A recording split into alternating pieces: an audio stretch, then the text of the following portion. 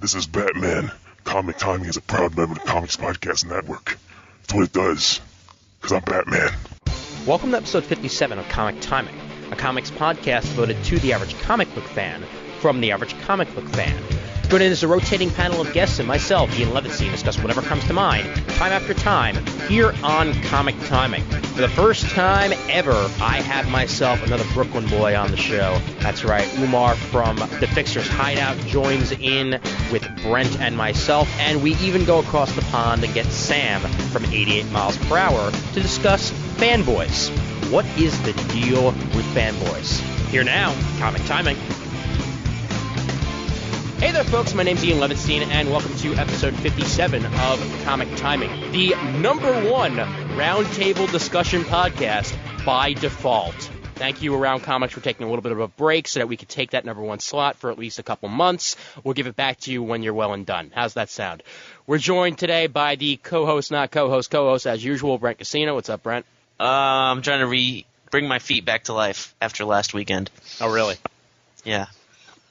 Jim Lee killed him. You'll get there eventually, man. And here I am today. I'm walking back from the library, and of course I'm reading a comic book, so I'm not minding my own business. And I bump into like a raised piece of concrete, and of course skin my knees. So proving yet again that comic books can be painful.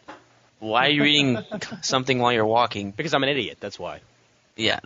There you go. Well, you should get like a hat with one of those like recipe reader things attached to the like what old wives use in the kitchen, and then you can push the hat up to see when you're at the crossing or not. And the person who is making me sound as if I'm a woman right now is Sam Harrison, of course. 88 miles per hour is his podcast, and he is from the jolly old British side of things.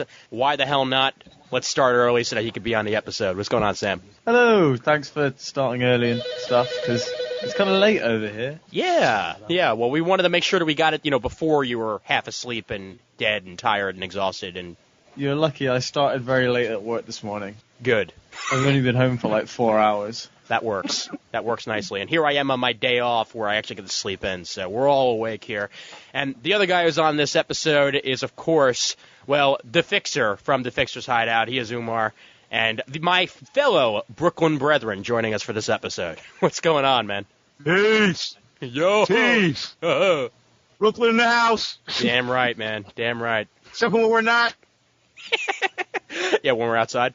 Yeah, I'm not outside now. It's cold out there. Yes, it is. Where's my global warming? I want my global warming. Yes, dude. It's great how we went from like 60-degree heat to 20-degree in a matter of days.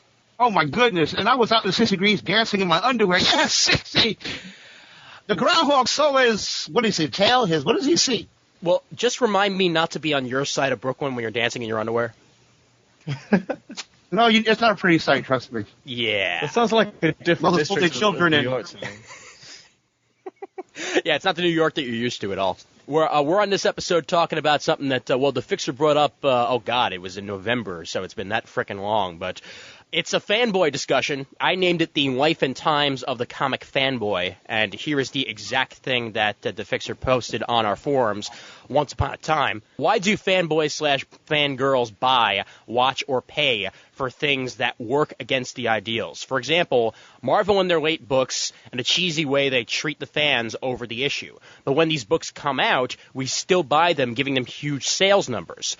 Know how bad a director is going to the movie anyway, despite the fact that we know the director will pretty much murder our vision or subject matter. I think the best example is Frank Miller's Batman and Robin. It's awful, and we all know it. I can't wait for Frank to finally comment on it. Yeah, that's fun. Frank Miller, why do you write crap? Because I can. Get away from me, boy. Yet every issue that comes out is bought up like crazy. I know a podcast that hates certain TV shows yet tunes into them anyway, even though they have made it clear that they hate it. I was just posting about this on another thread, the way fans dislike something but gravitate towards them anyway. A few podcasts have talked about the One More Day fiasco in Spider-Man. They made great points about how stupid the lateness is and how crappy Marvel's response to fan criticism is. Yet they concluded that they would buy it anyway. I think that's a good topic, too, why fans continue to gravitate and lend their buying power towards things they pretty much know are going to suck eggs. Catwoman was the exception, not the rule on this one. Oh, and maybe someone should discuss the fact that fanboys/fangirls are now an economic power in their own right, especially when comics are $3 to $10 these days. And pretty much everything that you're bringing up there, I agree with in one way or another. But let's ask you the question first there, Umar. How do you buy comics? What do you look for when you buy a comic? Well, okay. Ever since I've been collecting, I just bought a pile. If it's a good story, if it's getting a lot of buzz, good art, good writing. Back as a kid, it was the art, then the writing. Now it's both. I gravitate between. You know, like Why the Last Man I buy up immediately when it came out, and I will try anybody's number one. I'll buy an indie. I don't care if it's a number one. I'll see it because I used to miss the indies, and like I got into Grendel way back in the day at number when I got the first Grendel in a Mage, and I didn't realize I missed it. So when I tried to collect it, was boy. Because people buy it up, so we just buy it all. My comic book buying weekly will cost me anywhere between, I would say, $90 to $125 a week. Okay. That's the kind of habit I have. Oh. Wow. and here I am spending that much at DCBS in a month, and if I spend any more than $30 at the shop, then I slap myself. Well, it used to be $8 for the pile. I remember this. I used to have $8 in my hand back in the 80s. Been walking to the comic shop and got everything. It's not like that anymore. Oh, yeah. Oh, dear. But I admit I'm a comic whore, so. I spend like 30 to 35 pounds a month, which is probably about $60 to $70. Okay. But comics are a lot more expensive over here as well, so Right. I probably only get 15 books. Holy 20 crap. books. Jeez. And that's in the shop, I assume, right? Yeah, I don't like mail order because I like to be able to buy stuff when I want it. Right. Yeah. Well, as I discussed, in the last episode we were talking about, I'm more of a combination guy. I'll do the stuff from DCBS and I'll still go to the comic shop. But it's another thing that also I could just never see myself stopping to go to a comic shop in one way or another because I love that feeling. But again, if you want to hear even more about that, listen to the lovely marathon episode we just put out. But Brent, actually, let me ask you, what are your usual buying habits? You mean like what I buy? Yeah. Right now, it's just like stuff that I like.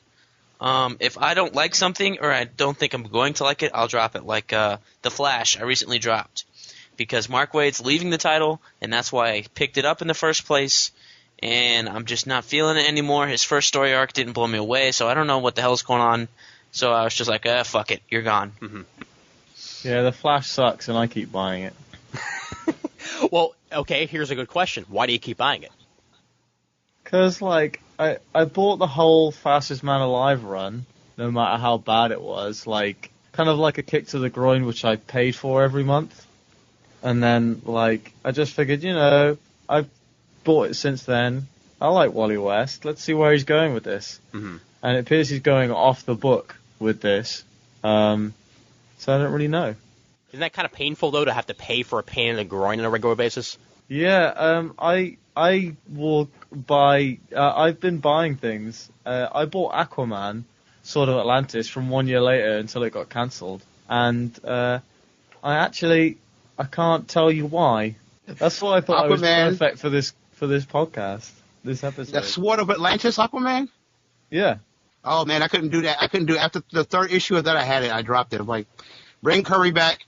Or put Brubaker on it because he can do a hero when the real hero's not around. Busiek, I don't know, he had me for the first couple of issues, and then after that, I had no idea what the hell I was reading. So I just dropped the title, and I have not picked up an Aquaman title since, mostly because, I don't know, the character just doesn't really interest me that much. Yeah, that's the thing. I like the Aquaman. I've never bought Aquaman before. I bought Sword of Atlantis because I bought all the 1 year later titles the first month. Just because I was like, well, easy start, and I bought them all, and I just dropped everyone that I didn't like, and I loved Aquaman, so I kept buying it and buying it and buying it, and I steadily liked it less and less, and I probably haven't read the last 6 issues. They're just sat in a pile in the corner of my room. Huh. Do we have old Aquaman back? Or No. what? What's the deal? He's still trying to be Conan. Young Aquaman's still there, because Jeff Johns has a story planned with him, apparently. Okay, because there have been some inconsistencies about Aquaman lately. It's like sometimes... Yeah, JLA number 12 had old Aquaman and Martian Manhunter Yeah. like drinking beers and watching the league and shit. While, current young Aquaman, I'm not even sure is old enough to actually drink. I think he might be old enough. He's got long hair. Like, there's a point in life where your parents tell you can tell you to stop cutting your hair, and I think that by that point, if it's got that long since that point, then he's probably over 21. Well, I know some parents would let their kids grow out their hair long and they look like bums and they're only like 18. That just may be a Florida thing. This guy wouldn't let his son leave a fish tank. I mean, do you really think he's going to let him grow his hair long? Okay, wow, this is a story that I didn't even think we'd be talking about here. the hair length of Aquaman and the perils of life. And his hair long when he draw it, it's always down in the water when it should be floating up. But that's just me. Well, but when you talk about Aquaman and the Flash, you're talking about, okay, it wasn't my cup of tea. The Flash I kind of hold on to because Wade Flash, after that long run he had when Flash was rebooted, and how Wally West took over for Barry Allen, and you can't forget that run. And as a matter of fact, it still holds up if you read those old issues today. Right. They're that good. So, okay, but these are honest efforts by writers giving their ideas, even if we did, like when Brubaker, I think he was on the X-Men for a while, and it just wasn't moving me. And I'm like, this is a story obviously he liked, it just wasn't my cup of tea. Now, I'm talking about, when I wrote the post, I'm talking about now that we're past One More Day, that's a perfect example of what I'm talking about. Right. Marvel, not Marvel, this wasn't even Marvel, this was specifically Joe Quesada. I'm not even putting Straczynski in this.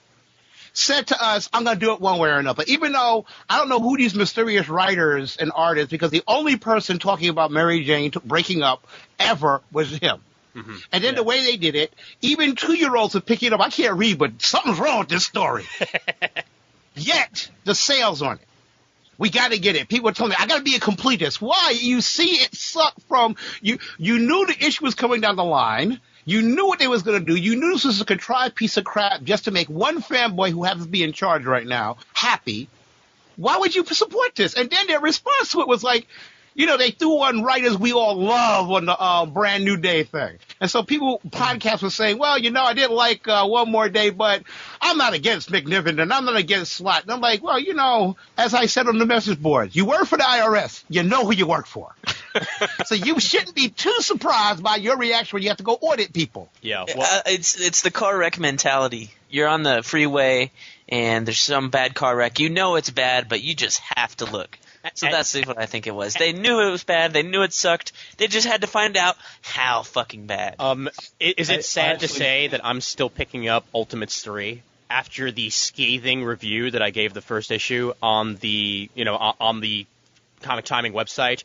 I'm still picking it up because of exactly what Brent just said. I want to see how terrible Jeff Loeb is going to make this. And he's only got 2 issues left, right? He's only doing a 5-issue arc. Right. And so far, second issue was a little better. I haven't read the third one yet, but second issue was a little better, but it still sucked. And yet here I am still picking it up, saying, it's 5 issues. What's it going to do? You know what? I saw The difference is you're talking about Jeff Loeb, Mr. Hit and Miss. Let's not forget his protracted Dragon Ball Z Wolverine Sabretooth fight. Oh, God. Don't even get me started on that. You're right. That was a Dragon Ball Z fight. Oh, my God. 40 episodes of Goku fighting Frieza. God damn. On the next episode of Dragon Ball Z, only 2 minutes until the planet Namek explodes. Find out what happens in the next 30 minutes of Dragon Ball Z. Goku throws a punch. I'm glad I bought issue 50 and then put it in the corner of my room after reading it once and thinking, you know what, I'm not happy I bought that. Yeah. And it was one of those things that I picked off the shelf because I'd heard good things about it in advance, and then it wasn't anywhere near as good as people had said. Right. So. And actually, that's another point here that oftentimes, due to solicitations, things look a hell of a lot better than they actually are when you pick them up. And, due to the fact that a lot of fans pre-order, you're doing this 2 months in advance. So by the time you get it in your hands, if it is crap, there's oftentimes nothing you can do about it. Imagine if it's a 3-issue arc. If you've already pre-ordered all 3 issues, what do you do? I feel so sorry for anyone who pre-ordered 3 issues of Ultimates 3. Oh, God. See, I didn't pre-order it. I'm picking it up on my own power. That's how painful I am, I guess. I want to torture myself, I guess. I guess I'm the only one in the crowd that didn't have a problem with Ultimates 3, huh? Yep. I stole it from someone in a pub. I was half drunk and still didn't enjoy it. Well, okay. What did you enjoy about it, Umar? I just liked it. I just thought it was. I always think of the Ultimates as the Frankenheimer of comic books. You're going to get nothing but action. If you're looking for in-depth plot, nah, not Ultimates. Twincest? So, huh? Twincest? What's Twincest? so Oh, well, much I don't know better about when it that, was but I read this on you, but that was kind of a joke back in the day, comic books too. Uh-huh. Pietro was always a little overprotector of Scarlet Witch. And the only time he didn't vote to her getting married was when she married the robot. I don't know what that was about for that. Well, I think the main issue I had was that they went from joke to actually, admitting it, which was a bit skeevy to say the least. Well, I don't think they're saying. I think they're saying their relationship's a little closer than you'd expect, but I don't think that. I think they're implying it, but it's really left to your imagination. That's a relationship that really. That relationship was kind of like that. If you go to those old Avengers and then actually the old X-Men too, the Uncannies. Mm-hmm. We were just shocked when Region and Scarlet Witch started getting together because it was like, well, Pietro's not taking the robot apart? Get out of town. Right. Then they went back to that for a short time. Somehow, I forgot why. Then they got off of it when Bendis decided to make her crazy. One question that I would like to ask you, though, how many times in the past have you actually stuck on a title even though it was not what you were looking for? I mean, do you immediately drop it, or do you give it a chance first? If it's a new thing, I give anything 5 issues. After 5 issues, it would get, it's over. It's like Meltzer almost lost me with his Justice League. Mm-hmm. 5 issues of people standing around deciding who's going to be in. I'm like, they used to only take 1 issue. What happened? We dropped a few titles. Like, I've been Maximum Clonage happened. Ooh, we dropped Spider-Man for years after that. Ooh. And then I tried to pick it up, and I heard John Byrne, Blue Mary jump in the plane. Dropped again. But the one thing about Maximum Clonage was we did punish them for that. The sales went down so far that when they put it back together, if you go look at those issues back at the time when they finally put it back where it's supposed to be, on the cover of every issue, like they got rid of that Ben Reilly is really Peter Parker thing, Mm-hmm. and they kept putting on it. And you'll know the issues because they all say, at last, the one true Spider-Man. Even when Spider-Girl first came out, they used to call her the daughter of the one true Spider-Man. That was Marvel's way of saying, we're sorry, we won't do it again. We're sorry. Please stick around. Please, we'll give you a cookie. So when they put this One More Day crap back, every splash page should feature Joe Quesada's face saying, okay, I'm sorry, jeez.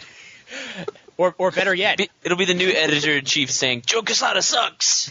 Yeah, The front cover of every issue will be Spider-Man punching Joe Quesada in some way. Spider-Man has Joe Quesada's head on a pike. Oh. Or Mary Jane, even better. Oh. That's an issue of Wizard right there. That's a Wizard cover right there. Right, but Spider-Man beating up Joe Quesada. But you know what?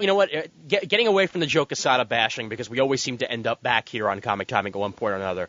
Just mentioning the Brand New Day stuff. I've mentioned this a couple times now.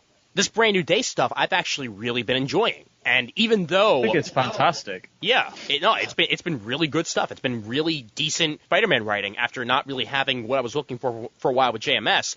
The only Spider-Man titles I was picking up were Friendly Neighborhood Spider-Man. That's Peter David, and Peter David has never really steered me wrong before, so I'm going to pick him up.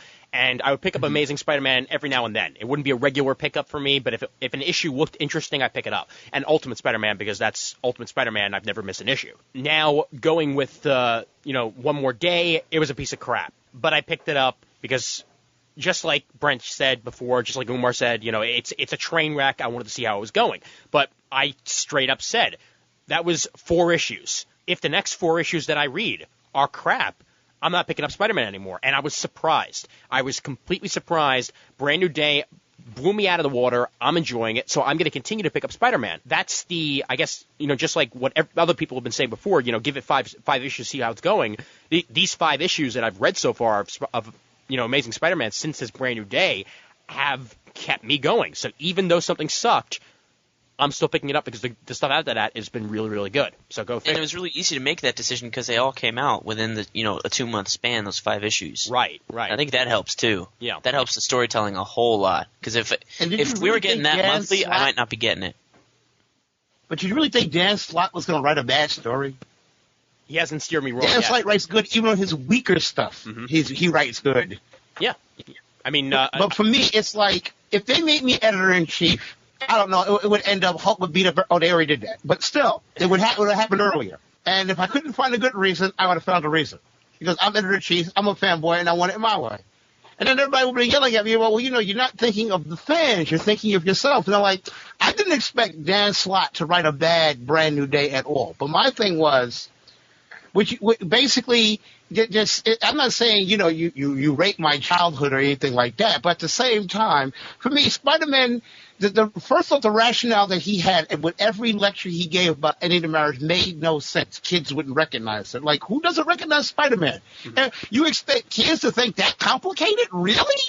You think they sit up there in philosophy class at 10 years old? What does a marriage work or does? I don't know, Johnny. Before we play stickball, let's have a discussion on this.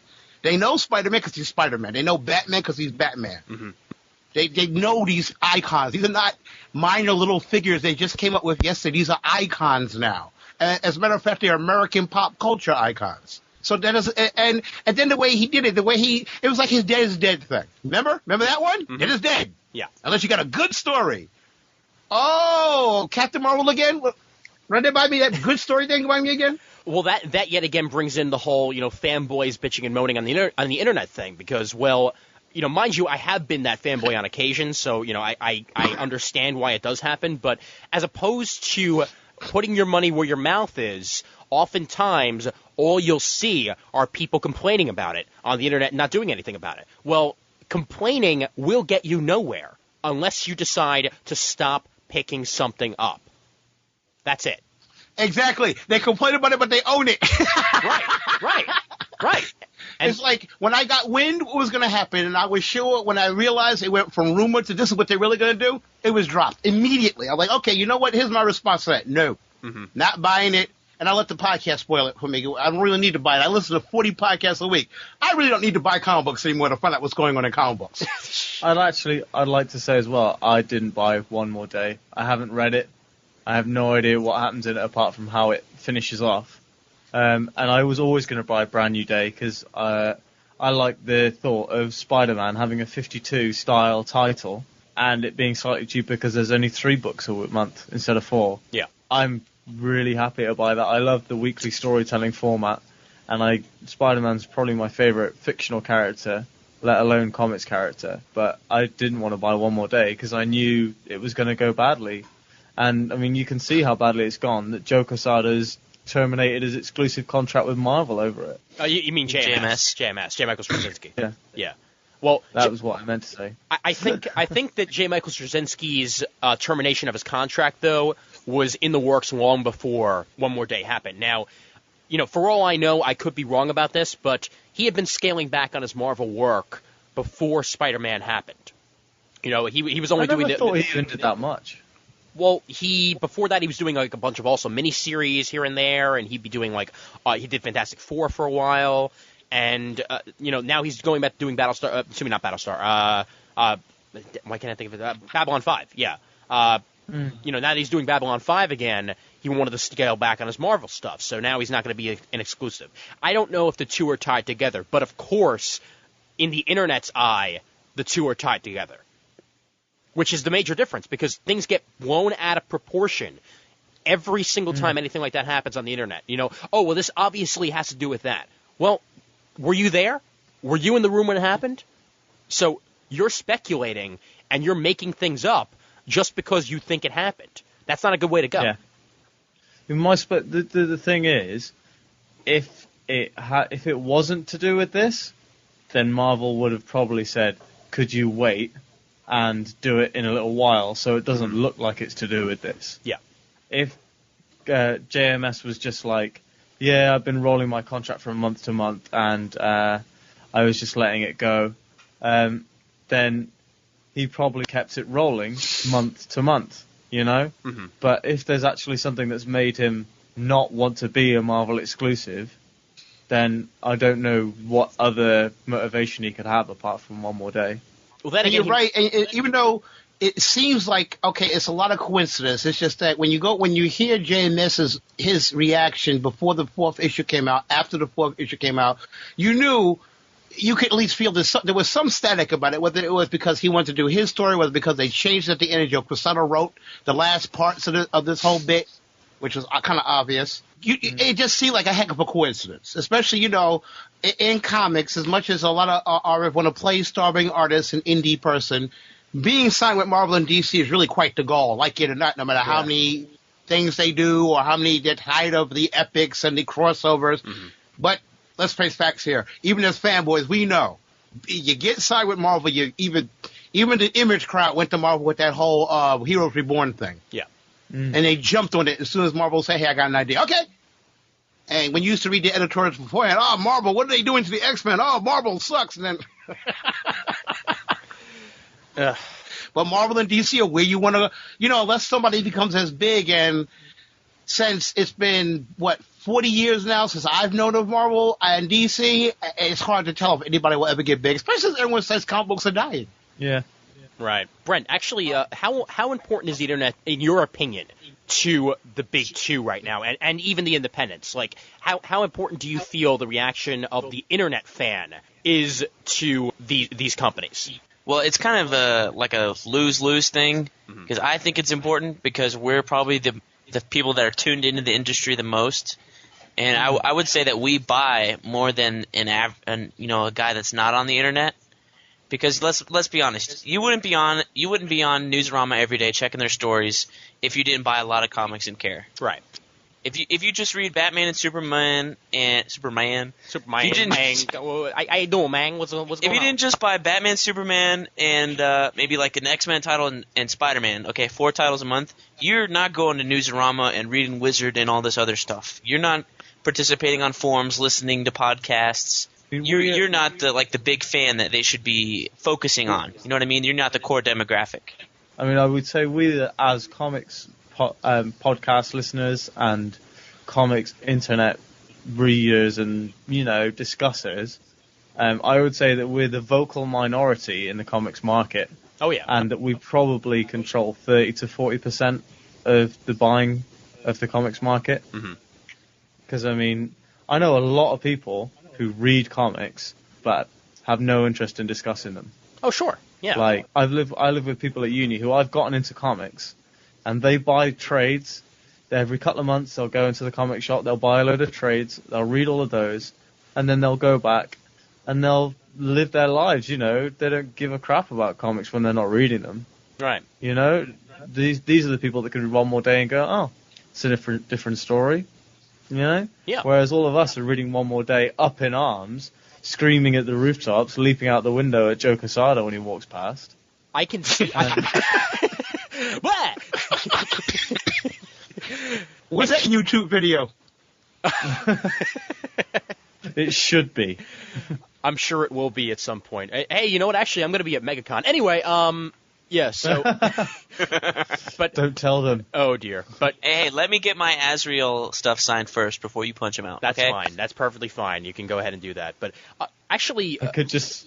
I can imagine Ian standing in the eaves of the place waiting for Joe Quesada to sign Brent's He's going to be books. standing behind me and I'm just going to be whistling, rocking back and forth hi, Joe, will you sign my Sword of Azrael trade paperback? What? And Ian behind me, fuming. You can see, the stuff coming out of his ears. He signs the book, and then you just says... As it But, leaks from the top of the even building. being the vocal minority, which I disagree with, I think that there is a bigger comic book set online. There's those who will get online and bitch and moan, and there's those who won't.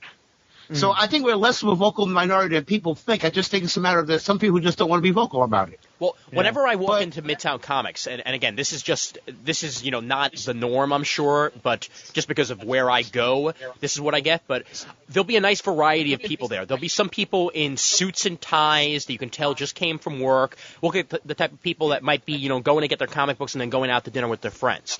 Then you see the ones that look like, what you would consider to be, I guess, like the average comic book fan with, their T-shirt and their jeans, and you know that they're immediately going to go home and go online to a forum and start talking about things like that. But there's as many of the suit and tie people as there are the T-shirt and jeans people these days. And I think that's an important thing to look at. One thing I would say is in my old comic shop, I mean, it's just closed down, but they had all of the pull lists, the long boxes which held the pull lists were out for you to pick up your own pull list so that you could add stuff to it and then take it to the counter. And my pull list, there were probably about 5 or 6 people with pull lists who would buy 20 books, 30 books, 40 books, you know.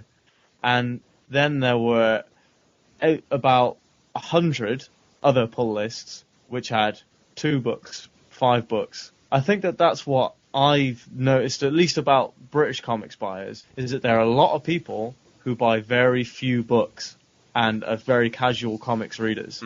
But the people who buy a lot of books, probably the same amount of books as those people put together, are a very vocal minority when it comes to comics. I mean, that's at least out of people I know who read comics. Yeah, comic books have become Stephen King. I remember when he came out, it was people who wasn't even into horror who had to have I remember going to college, everybody had a Stephen King book in their hands.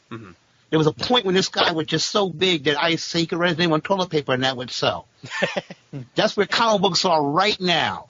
We somehow, I think the movies have a lot to do with the fact that more, what I would say, geek-oriented TV shows are coming up, and movies. Now that we've got all the special effects, movies and comic books were married to be together eventually. Right. And all you guys who wasn't around for the old stuff, be lucky it happened. Because we had our movies and they sucked. Go watch Nick Fury, Agents of S.H.I.E.L.D. Hey, don't you be dissing a Hoff, man. Don't hassle them. Hey, I like the new Knight Rider, but Nick Fury, Agents of S.H.I.E.L.D., oh my goodness. Ugh. Or the old Punisher, or Dolph Lundgren. Yeah. What was they thinking? Blonde Punisher. Come on. Awesome. Hello. Ugh. I remember back then Alan Moore used to do more interviews in fanzines, and it was a different time. And I feel that the reason why they got such a lesser leadership is this is DC and Marvel's fault. That whole 90s gimmick thing probably brought in more people and then lost even more. Because they lost the people they brought in and then half the people they had in the beginning. Right. Yeah, the speculator era. And the other thing one last thing I like to point out to the people, look, those numbers you see, that's us. That's not the general public.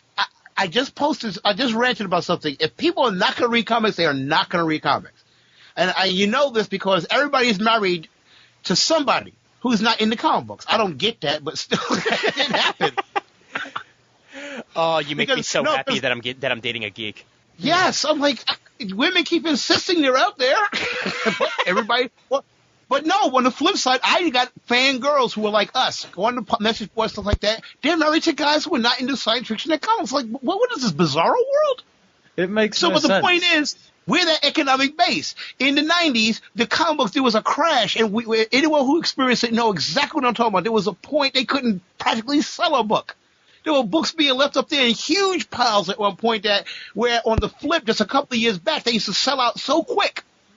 So we know the crash, but we are the ones who kept buying comic books. We are the base that kept this industry alive. So to treat us, even if we're wrong, I mean, no one wants the writers to be a slave to outside influences. But when it's really, really stupid, Death of Superman, Death of Superman, then hold it, you got a point. That's why I say there's a difference between fanboy whining and a legitimate complaint. Right. I like Death of Superman. Hey, Death of Superman brought us that great animated movie, Superman Doomsday. Hey. You know what? That Darwin Cook animation was so good, I forgive him for that. Did anyone pick up New Frontier yet? I haven't picked it up yet. I have seen it through alternative means. Oh, no. Oh, dear. No. I thought it came out next week. Support this. Is it out now? My LCS picks up things early. Gets things early for some reason. You still go to Bulletproof? Yeah. Okay. Yeah. Hank does get things in early occasionally. So yeah, I think for the general public, it comes out this upcoming Tuesday. I think it hasn't come. It won't come out over here for like 6 months. So I feel no shame. And I did see those alternative means online the other times, and I was tempted. But I was like, no, I'm going to get that 2-disc set. I'm waiting. Well, no, I'm not even going to get the 2-disc set. I'm going to Best Buy, and I'm getting myself that special edition. Because, that's the 2-disc set, isn't it? Oh, it is a 2-disc set? Okay. I hope so. Okay, because I don't even care if it's a 2-disc set. No, mine's the 1-disc set. Yeah. Yeah. Okay, yeah, but I don't even care But if hold it's it, one disc set. let- I need to get that Hal Jordan figure that comes in the Best Buy. Is it a figure or is it like a little figurine? It's a figure. That's what I can't figure out. It's a full figure. It's like You guys it's know- like the New Frontier series, the DC Direct kind. Mm-hmm. See, I'm gonna go look because the picture they had up there that I saw, anyway, it looked like a piece of shit. Yeah. So I was like, I don't know. All right. You guys know who the voice of Hal Jordan is? Yes, we do. David Boreanaz. All right, so yeah, going back, we were talking, what was the last thing that we were talking about? Mostly the boom and the bust, right? I have to say, I was reading Spider-Man throughout the entire 90s, I think.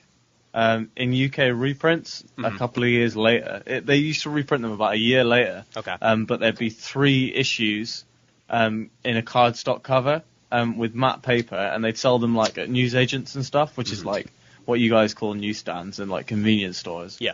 And they were like £2 for 3 comics. They were a year old, and they were great. It was like the best value for money. There was no ads in there either. And you used to just like read them cover to cover every month. There'd be 3 new issues, and it was slowly catching up. It was like a year or so behind when it started, maybe even 5 or 6 years behind. And I read 90s comics throughout the late 90s. And Okay, let me ask you a loved it. question. Is Harry Osborn still a Green Goblin over there? Just wondering. No, he's not apparently. Okay. I don't know. There's only I've got brand new day issue 1 over here. It's got the explanation crap in the back. Actually, Green Goblin is currently Mary Jane. No, sorry. No. That would be bad. That would be bad. I hope not. I very much hope not. I hope not. When you do a podcast, you look at your stats every once in a while, and if you got a good host, they let you know, they break down where your downloads are coming from. Mm-hmm. So when you see like you got 7% in Argentina, and you're like, Argentina? But then you think if they're a little bit behind, you're talking to them, they're listening to the One More Day, they say, hey, wait, didn't Argentina just got blown up? What One More Day? What's Ultimates? Okay, wait a minute. That's it. I need to double check now. I'm logging into my stats right now because I haven't checked them in a while, and that's usually fun. So let's see. We have 14 It's often shocking. subscribers. We have 14 subscribers. Oh, So nice. There are probably more people I've been on their podcasts than listen to mine. At least, I say we have 14 subscribers. I know a load of people who direct download it, and a load of people who still have the old feed, which I can't get stats on. Well, you see, you might have subscribers like in iTunes, but you might have people who are listening in other ways, and that's why your host should be giving you good stats on that. Because I found out I had listeners in China because I was on Skype once, and one of them Skyped me. Oh wow. And I'm not sure how that even works. Well, okay. Just to give you a heads up, and this is the let me give you the monthly breakdown. Okay, so in the month of February so far, I have. Wait. You sure you want to be giving out this information about the number one? I'm not giving out the big stats. I'm just giving you out the weird ones. Okay. I was gonna say we don't want to give our competitors any information about how well. Please. Come on, man. Like that just matters. percentages, Okay, please. but let's see. Well, no. I'm not giving you percentages. Wait, we're already in the legal battles with Geeks Unite. now. Don't even We get me need started on anything that. else. Okay, Held and Held are actually involved with that right now. But okay, yeah. But let's see. 17 people downloaded it in Australia this month, which is pretty cool. Denmark, 6. I got 6 people from Denmark. 30 people in Hey, Japan. what's this eye stuff? Okay? 30 people in Japan. We, 30 people in Japan have downloaded it. But here's the best. 15 in Sweden. Now, Right. There you go. I want We have my Swedish listeners to get in touch with me at comictiming@gmail.com. I want to know who you are, and I want to thank you. I also want to thank the 6 people in Germany, the 2 people in Hong Kong, and the 5 people in Spain and the Philippines who are downloading this. So thank you. I would like to thank all 16 subscribers to 88 miles per hour, and probably To the could people in the- personally in to the the- next minute. To the people in the Philippines, mahal kita. To I the think You people in have the Filipino girlfriend for teaching me I love you in Filipino. Tagalog, excuse me. Brent, how do you say fuck you for not listening to 88 miles per hour in Philippines? I know fuck you is putong ini mo. To all of the listeners in the Philippines who don't listen to 88 miles per hour, what he said. Now, a question. What is the European Union again? Because I'm the uneducated person. Is that just like a bunch of random countries? It's all of the countries in Europe apart from Switzerland and like a couple of other places that don't really matter because nobody cares. Okay. Isn't it like any place that doesn't have the euro is not part of it? Yeah, any place that doesn't have the euro doesn't have it. Okay. Apart from, I think the UK is part of the European Union. Okay, because we're in the European Parliament. It must be every other country that they don't list here, because I have 9 people from the European Union who downloaded things, 2 from Nepal, 6. Sure, Germany's in the European Union. Well, yeah. No. I'm saying any ones that they don't list separately, they probably just put together as one in the European Union. Okay, so like Lithuania. Right. And Luxembourg. of course, here's the most important stat. I have no downloads from France. Okay. You think this A stands for France? None in Poland or Norway this month. But I do, however, Poland probably got invaded again, to be honest. Oh. And I do, however, have 6 in Switzerland. You're back to this I stuff. You know what? Go away. We. By Damn the it. way, It's right. hard to break old habits, okay? We, Mr. Co-host. Better? I And don't if know you're whether you talking guys to French, you're use saying Feedburner. yes. I've got Feedburner, and they talk about my stats, but I'm not entirely sure because every day it has a different amount of listeners. Like it'll go up and it'll go down. Mm-hmm. So like today we've got 16 subscribers, but I think that it said on the stats that that's actually just how many people have requested the podcast today. Yeah. So yeah. Yeah, it depends on how So many I've got 16 computers are on, requests. but we stopped talking about what we were actually talking about. But Yeah. let me. Back to Harry Osborn. Right, I've got right, the right, issue right. open in front of me, Oh, and dear. it says, Harry recently returned from a year-long stay in Europe. He now owns his old hangout, the Coffee Bean. He still considers Pete his best friend and still hates Spidey with a vengeance. Harry does not remember that he was ever the Green Goblin, though Pete sure does. And his relationship with his father, Norman, is not a topic for conversation. At least, not for polite conversation. Okay. Gotcha. So Yes, he I wonder was how Green Norman's Goblin, going to but react he to that doesn't while like he's going crazy in Thunderbolts. Or crazier. Good question. And Does Norman know his son's back? good question. And it's something that we don't know yet. I'm sure we will know it eventually. But going back to the whole fan thing, just to steer it clear of like Spider-Man talk, since that's all we've been talking about the last couple of weeks, really. Now, one of the phenomenon that we get online are people who, because of one bad arc, immediately put down a writer for like the rest of whatever they do. They don't even bother giving it a chance. They're just like, oh, I hate this guy. That's it. Perfect example of this. This week, along with the JMS announcement, there was also an announcement that Greg Rucka is officially off of Checkmate with issue 25. Mm-hmm.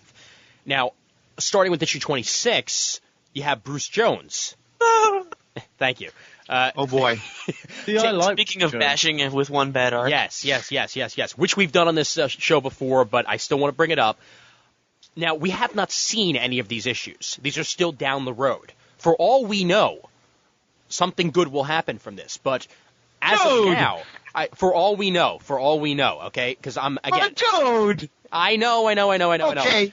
Just Hold on. let me finish my point, though. Let me finish my point, though. Okay. However, long before that issue comes out, the internet goes crazy. Oh, no, this is going to be the end of the world. It's going to suck, But you don't know that until you read at least one issue of what this person's going to be putting out. Now you can say what you're going to say. I like Bruce Jones. Okay, now, granted, Brad Meltzer did Young Avengers. So he was Meltzer, right? That was him. No, that was Heinberg. Oh, Heinberg, right. Alan Heinberg did Young Avengers, and that was awesome. But the Flash stinks, so you could go hit and miss like Jeff Loeb, okay? But let's say Austin. Okay. If you could show me the example of something that he wrote that was pleasing. Okay. I can right off the top of my head, actually. Just to say something. U.S. War Machine. U.S. War Machine. That's one. The second one would be the Hyperion arc in Exiles. Okay, yeah, that was awesome. Never mind. All right. So, but Bruce Jones does do bad story arcs. It's his endings. his story arcs are awesome. I like that Hulk story arc. I mean, except for the one complaint I agree with, comic books without the character. You know, it's the character's name, and you don't see him in the comic book. Mm-hmm. Okay, Captain America got away with that for a year, but to me, it just seems like his endings just don't seem to. Or maybe the company he's working for gets in the middle of things. Because I can't believe like that Hulk ending was the whole thing was the leader. I was like, wait a minute. Right. And it turned into a very intricate Robert Ludlum-ish plot. So suddenly went corny Lex Luthor and a supervillain. But here's something also to bring up though. When Bruce Jones started on that Hulk run, what was the internet's reaction initially before you got to the end? Because I do admit that his endings are weak usually, but do you remember what the internet reaction was when that Hulk arc started? It was positive because it was a good beginning. It was really awesome. Right. It was a tense story, and his action. Even though I disagree with people about the action because I think it was meted out where it should have been. If you're having this kind of story, there can't be action every single second. And what type of book is Checkmate? What type of book is Checkmate? Political.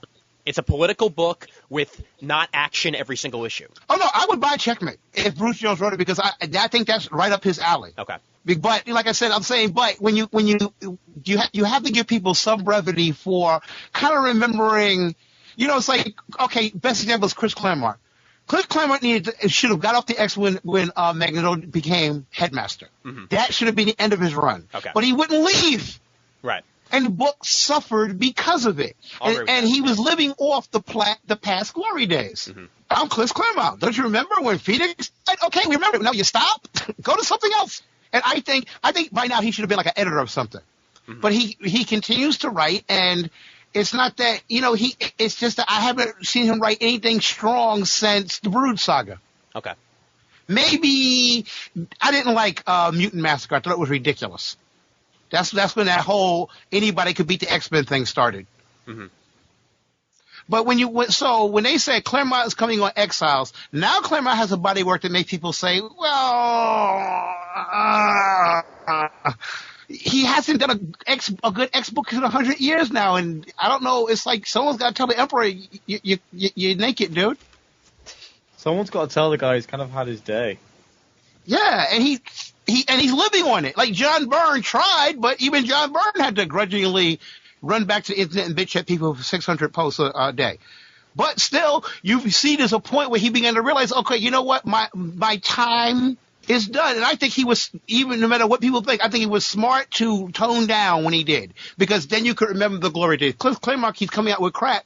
People are not going to remember the crap. People just remember Death of the Phoenix as just an X-Men thing. And they're going to forget this guy was a really awesome writer once. No, there are still plenty of people, though, out there that do like Chris Claremont. And I'm... Yeah, I know. Okay. Like, I like Liefeld. I don't know why people hate him so much. I love him. Okay. Yeah. Well, that's. I don't want feet. That's. You don't want feet.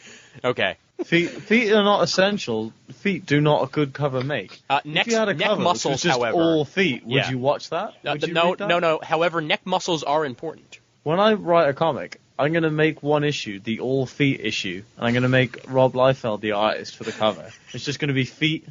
And I'm just like, look, he hasn't been drawing them for years for a reason. They're fucking boring. Nobody wants a cover full of feet. I would pick up that issue. I'd pick up 10 issues and I'd give it to all my friends. Yeah, and you keep one in the original bag with the trading card. Yes, of course. And everybody needs 100 pockets. Oh, yes. But, yeah, and I mean, it is definitely true to me, at least, that Claremont has passed his prime, but there are still plenty of places that do say that he's still good. Just like, for example, there are Tom DeFalco haters out there that don't like what he's currently doing. However, I mean, there have to be plenty of people who do like his stuff because Spider-Girl continues on. Yeah, because it's a cool thing, and I don't dislike Tom DeFalco, but I'm one of those people who like the artist to change every once in a while, who likes the writer to just change it, see someone else's take on the whole thing. Spider-Girl's consistent. I think that's pretty what, if you really like a consistent Spider family story, that's a very consistent book. I don't forget the stories. They're entertaining. They never walk outside of themselves, they don't take chances either. Right. It's very homogenized, very safe. Brent, do you hold a grudge when it comes to writers? Like, I mean, will you get a preconceived notion about a title before it starts if it's a writer that you don't necessarily like? I'm old enough to look at the body of work now.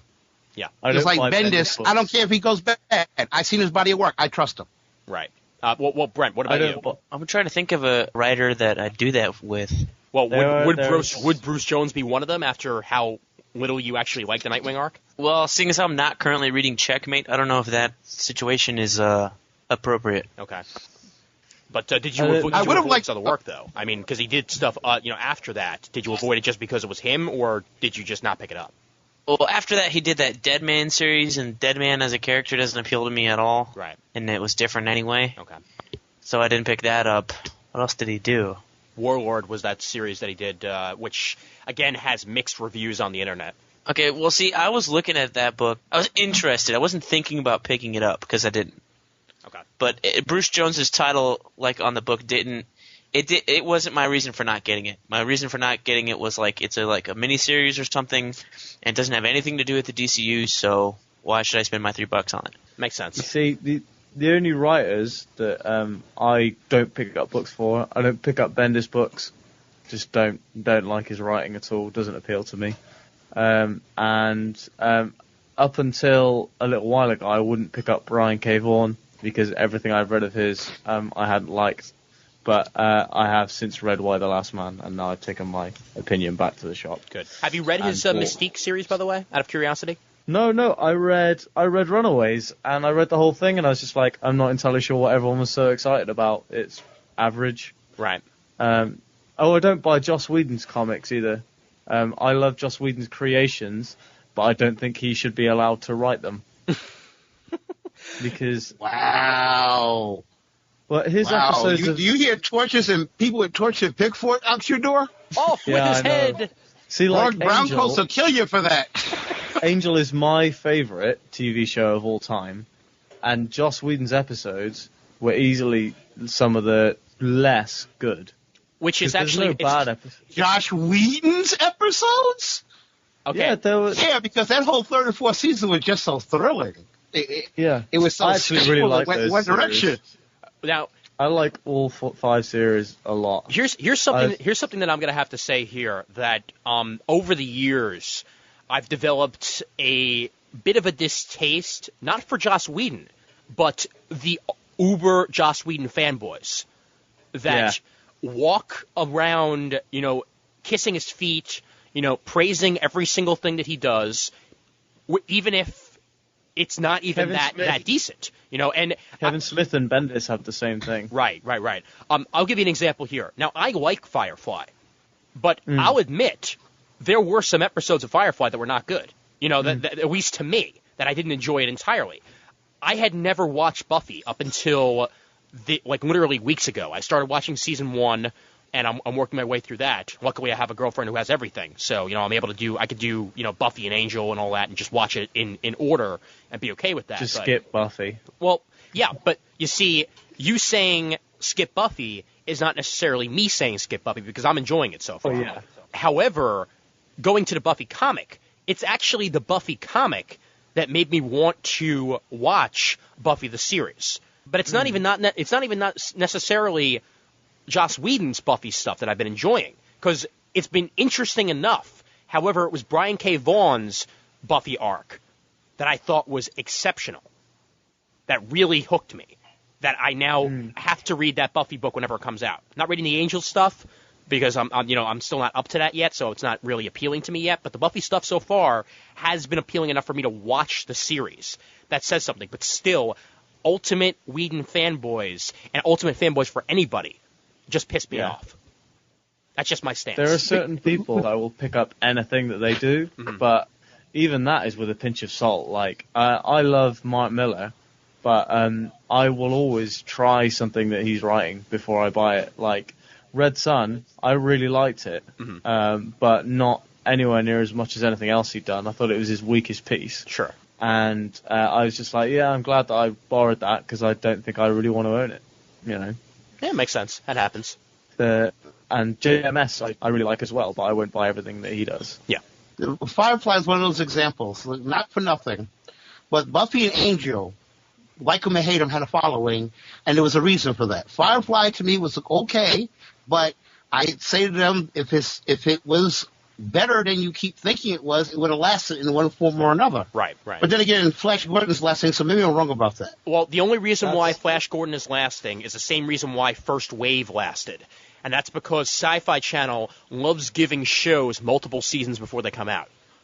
And that's the same thing that happened with Flash Gordon. They gave it a commitment of 2 years before it even came out. And they couldn't do that for Dresden Files? They couldn't do that for Dresden Files because they didn't have enough money behind it. Flash Gordon was a big enough property where it took enough for them to actually get behind it, where it was do or die. They were going to stick by it no matter what, and it still gets ratings. People still watch the show. Eric Johnson is just sitting in the corner of his house counting his money. Like, Yeah. Shall I phone this one in? I think I might. $1,000, $2,000. Yeah, but also going with the whole Ultimate Fanboy thing, and this is something that I'll be curious to see whether you guys agree or disagree with. Have you found that if you disagree with the opinion of an Ultimate Fanboy online, that you're immediately lambasted for it? That Yes. if you say something like, Joss Whedon's all right, he's not my favorite thing. I mean, I understand why people like him, but it's not my favorite thing. If you just say something even as simple as that, there will be people who have followed his entire career that go, "What are you talking about?" There are people, and they go after you. I've said things on forum. The two things that I get most hate mail for on forums is, number one, saying that I think that Ultimate Spider-Man is rubbish. Mm-hmm. And number two, saying that I think that, like I said before, Joss Whedon's a great creator, but that I think that everybody else who's worked on his shows has done better episodes. Mm-hmm. The people who did the last season of Angel, I don't think Joss Whedon wrote a single episode. And they were the best episodes of Angel in the whole thing. The first and last seasons were the best. And what's important is about what you're saying right now, though, is that this is your opinion on it. Nobody can take that away. And there's too many people on the internet that think that if I have an opinion on it, it has to be the Holy Grail. But you have to also remember you're typing. It's coming out of your head. When we used to be in the comic book shops arguing if Captain America beat Hulk and stuff like that, you're a little more metered when you talk because you have to take brevity to the fact the guy next to you is bigger than you. Yeah. Right. But when you're on the internet, you're typing it, and first off, I think that people just should be like posting classes and chatting classes. Learn to think before you type, because first off, when you type, it's permanent most of the time. Yeah. Mm-hmm. And once you put something online, it pretty much lives forever. So, but people say what's coming out their heads, like, if you was to do your immediate reaction to anything, it's like your girlfriend of 8 years saying, "I've been sleeping with the Navy." Your first reaction is going to be a bad one before you think about it. Right. And the problem with posting is that's people's reaction. And you have to because we all have that reaction. The problem with posting is we don't realize until we read it up later on, holy crap, I said that? Hey, thank God for editing. And some people don't like to be edited. Like, I think AintItCoolNews.com is based on hating things. I keep looking for the stuff they like and go, wow, they like something. Check it. I mean, something without subtitles. Yeah. That Fellini didn't produce or Bruce Campbell wasn't in. Aren't you surprised that they're so happy about the Iron Man movie? I'm completely shocked. I was like, they like it? Get out. But see, the movies is a good thing. Let's look at Fantastic Four for a second. Now that I do a podcast, I track numbers because, you look up news, you want to have something to talk about because you found out when you do a weekly podcast that you really didn't have as much to talk about as you thought you did. Right. So you have to find stuff. So, Now, everyone hated the first movie. I cannot find, except for myself, a person who said anything really positive about the first movie. I said that it was Blue all right. Meanie likes it. I liked it. I liked it, and Blue Meanie likes it as well. He likes it a lot. But then you went online and heard the general reaction. I'm talking about us personally, about the general reaction. That was very negative. Mm-hmm. Yet, here comes Fantastic Four 2, and it did better numbers than 1. Right. Because And it was a everyone better got one. movie. 4-2 a lot. Yes. And the same people who was with 1, because I was listening to podcasts long enough, who hated 1, came on and said, well, I just went to see 2. And I was like, wait a minute, didn't you hate 1? Yeah, but they're a What did you comic go to book see? fan. They're on a podcast. They feel they need to have to go see it, or they're just a comic book fan and they feel they need to see it. Well, Okay, who's going to see Watchmen? I'm going to go see. I'm going to see Watchmen. Even though you know it is impossible to bring that thing to a 2, even a 4-hour movie couldn't cover Watchmen. That's all I'm saying, okay? Until I see the movie, and this is what I try to do with a lot of movies. Sometimes it's not the case. Until I see the movie, I make no opinion. Didn't they say the same thing about Lord of the Rings? Yeah. Mm-hmm. And look how well that came out. Yes, they did. People have said the same about. Wait a minute, that had enough movie to cover it. It's true. It did have did 5 have a endings. Lord of the Rings, they were 8-hour movies. You don't know how long Watchmen's going to be though. It could be 3.5 hours. They said it's under 3 hours. And it has the ringing endorsement from Alan Moore so far of, wow, this might not be rubbish. When did he Wow, say that's that? an endorsement. Wow, that's scary, but that's an endorsement. I am almost certain, and again, if I'm making this up in my head, somebody call me out on it, but I remember seeing that Alan Moore said something along the lines of, I'm still not going to like it, but this one might be not nearly as rubbish as the other ones were. That's as close to a compliment you're ever going to get from Alan Moore. I like Constantine. I'm cool with that. I like that film. I was okay with V for Vendetta. I mean, it's I not the love best movie. I happen to love V for Vendetta. Yeah. I think they did the best they could, because that's another complicated book. But we're talking about, this is not only, okay, it is an Alan Moore thing, but we're talking about what everyone complains about, how comics became dark. Well, guess what? Guess which book started that, along with Frank Miller and the rest of them? Watchmen was big to start that whole dark thing. Mm-hmm. Yeah. That was the that thing, you're though. looking, and it just so happens to be, rescue me if I'm wrong, the Bible of comic books right now. Yeah. Yeah, The comic book that if it disappeared now, every other comic book moves up one notch. pretty much. Yeah. It is, Now- I would probably say, the most popular, most well-loved comic of all time. And the most read outside of comic book fans. Yeah, it's on Time's 100 Greatest Books list. Time magazine. It's like number 40-something. Oh, wow. Quite high up. Colleges have classes on it.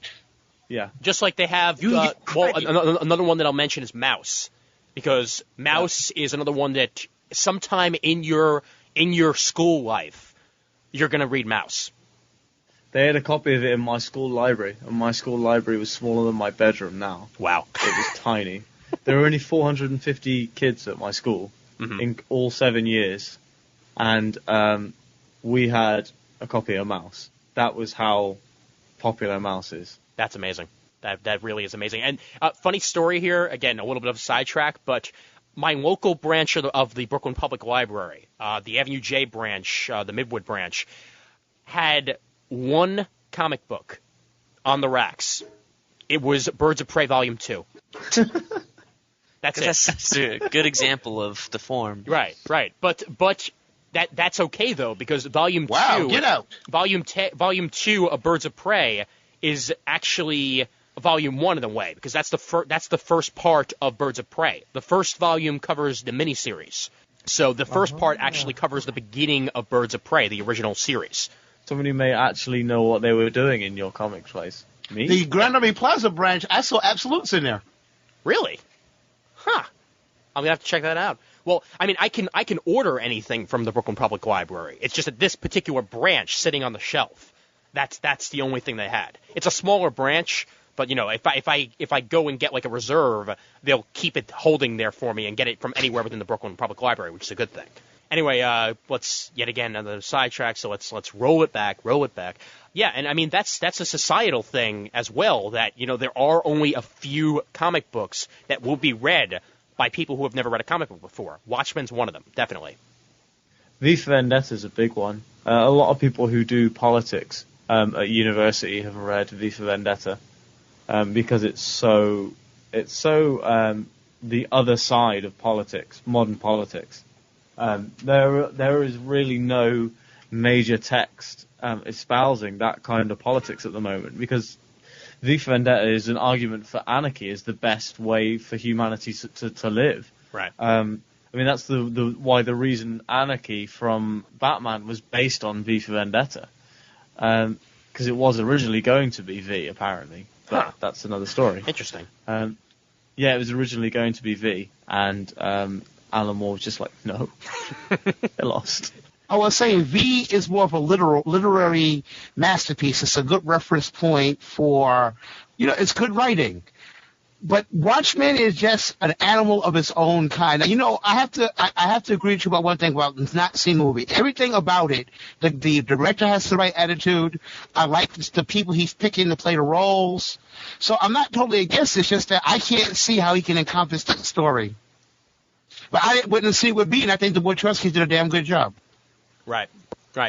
Yeah, no, I'm with you on that. I mean, I think that V actually was 12 times better than I thought it was going to be once I actually got to the theater. I expected it to be bad because V for Vendetta is my favorite comic of all time. I personally prefer it to Watchmen because I like political stories, and it's set in England, which is always a plus. Because it's like, you know, it's the people in England that I know are in this book, if you know what I mean. Like, the type of people that I know and meet every day are in this book. And I think that's why V for Vendetta resonates so well with me. And I just think it's a fantastic book. And I thought the film was brilliant. And my only real qualm was with the very end of it. I think that everything that was in the book that needed to be there to tell the story was in the film. And I think that if they can do that with Watchmen, because I mean Watchmen is probably less complex than V for Vendetta, then I think that they'll be pretty. It shouldn't be too hard to do a Watchmen film. Right. No, I'm there with you, man. I'm there with you entirely. Okay, let's roll the conversation away from movies and into conventions for a little bit, as that's another aspect of fanboyism that I definitely wanted to touch on here. Yeah. It amazes me how often the guys who will be against somebody on the internet, when they meet them in person, it's like they are an entirely separate personality. They'll either not bring up any of the qualms that they had with the person that they were talking about online, or they'll avoid asking, the major questions that they have with a particular creator's work, and instead just say, I want to thank you for everything, and it's great, and then like hide. Well, I mean, you don't know the guy, so you don't want to be disrespectful to his face. Well, yeah, but I can kind of understand that. But I met Brian K. Vaughan, and I spent an entire conversation over which he bought me a pint, telling him about how much I dislike Runaways. Well, see, you're the exception to the rule, sir. Oh no, Yeah, British convention people are a lot more honest. I was sat having a drink. I was sat having a drink with Jeff Johns a few years ago at the Bristol convention, because he loves fans. Like, if you see him around, he was saying he loves the British conventions because when he comes, the fans will talk to him and hang out with him, whereas at the American ones, all the creators are expected to hang out with each other, and the fans are expected to hang out with each other, and never the twain shall meet. Right. And we were all sat down with a group of friends, and one of my friends invited someone over who was hideously drunk, and he sat him down and said, "Oh, by the way, Dylan, what did you think of that Infinite Crisis?" And he just goes, "It's a big fucking pile of shit," and just collapsed on the table. And Jeff Johns is in hysterics at this point. He's absolutely in hysterics. And my friend pats him on the back and goes, oh, by the way, Dylan, this is Jeff Johns. The guy who wrote Infinite Crisis. And he goes, "Oh, I'm sorry, man, but that was a pile of shit." And Jeff Johns just shrugged and he was like, "It's not for everyone." Well, wait a minute. Well, hold it. We fanboys keep proliferating our own stereotypes. So instead of getting an honest opinion, what we're expecting is the guy from the Animaniacs Get a Life Foundation sketch. I remember the guy was sitting there saying that when the credits were rolling, you misspelled the editor's name. And I'm like, that is not the typical fanboy, even though we can sound like that. But that's not really how we think. It just comes off that way sometimes, because especially the people who don't understand. Like if you describe half of these things in comic books, it's like the Dr. Doom complaint. Now, I was married at that time, and I don't know if the Dr. Doom discussion was the reason for the divorce, but it could have been. But she didn't get why I couldn't see this Dr. Doom as Dr. Doom. Because first off, you got to go, well, who's Dr. Doom? Well, he's the ruler of a country. He wears a green cape and an iron mask. What? But fanboys, we all understand. We go, this guy was not the Dr. Doom I was expecting, and we understood. We understood immediately. So I think the internet has promoted relationships, especially in America, between the fans and the creators. See, but me, I'm honest. I don't care. But I do notice that how people will be one way on the internet and the other way, and I'm sorry, I consider that cowardice. If you have an opinion, it's your opinion, and you really have a right to it, especially if you're buying these things. Right. And Yeah. that is up $3.99, and that's if you're lucky these days. But it's $3.99. That's the base charge for a comic. Hey, I don't want you to write my way, but you know what? When I think something stinks, you should. When I think you're doing a miniseries that's going on too long, I think that's a fair complaint. You're making me finish 12 issues, and I'm going to drop it, and you get pissed off. Well, like The Thing. I was mad The Thing got canceled, but the point of it was something about it the fans weren't gravitating towards. You can't blame that completely on people not supporting it for the sake of supporting it. Now, when they were 25 cents, we could say that. But $3, there's no more supporting it for the sake of supporting it. We can't be pals here. This is a business from both ends. I am supporting you. You're asking me for a price. I'm understanding your prices because you know what's going up. You know it's about to happen. Yeah. And I can't wait to see what happens when that happens. Shit hits the fan, man. Because I'm like, I can't argue. I remember me and my partner tell a joke when we were in the 80s when they had to still only 75 cents. When we first saw it, it was like 75 cents. If they go up to $1, that's it. We're done. 90 boxes later. 90 boxes later. If they go up to $5, we're done. I can't say that because I paid $5. One of my friends said that to me the other day. He says, the prices keep going up on comics. I don't know whether I can afford it. And I'm like, I know I can't afford it. I'm still going to keep buying them. It's comics. Yeah. I've been reading comics for 20 years. I've been reading comics since I could read. I'm going to keep buying comics until I physically cannot buy comics anymore. Right. And then I'll probably steal comics. Well, if you do steal comics, just make sure that, at least you do it discreetly. I'm going to have a really, really big coat and whistle the Pink Panther theme when I do it. That's fine. Do-do, do-do, do-do. And you get people going, I love that song, sing along with you. And I'm tiptoeing out as I'm doing it. Of course. And, Looney Tunes style.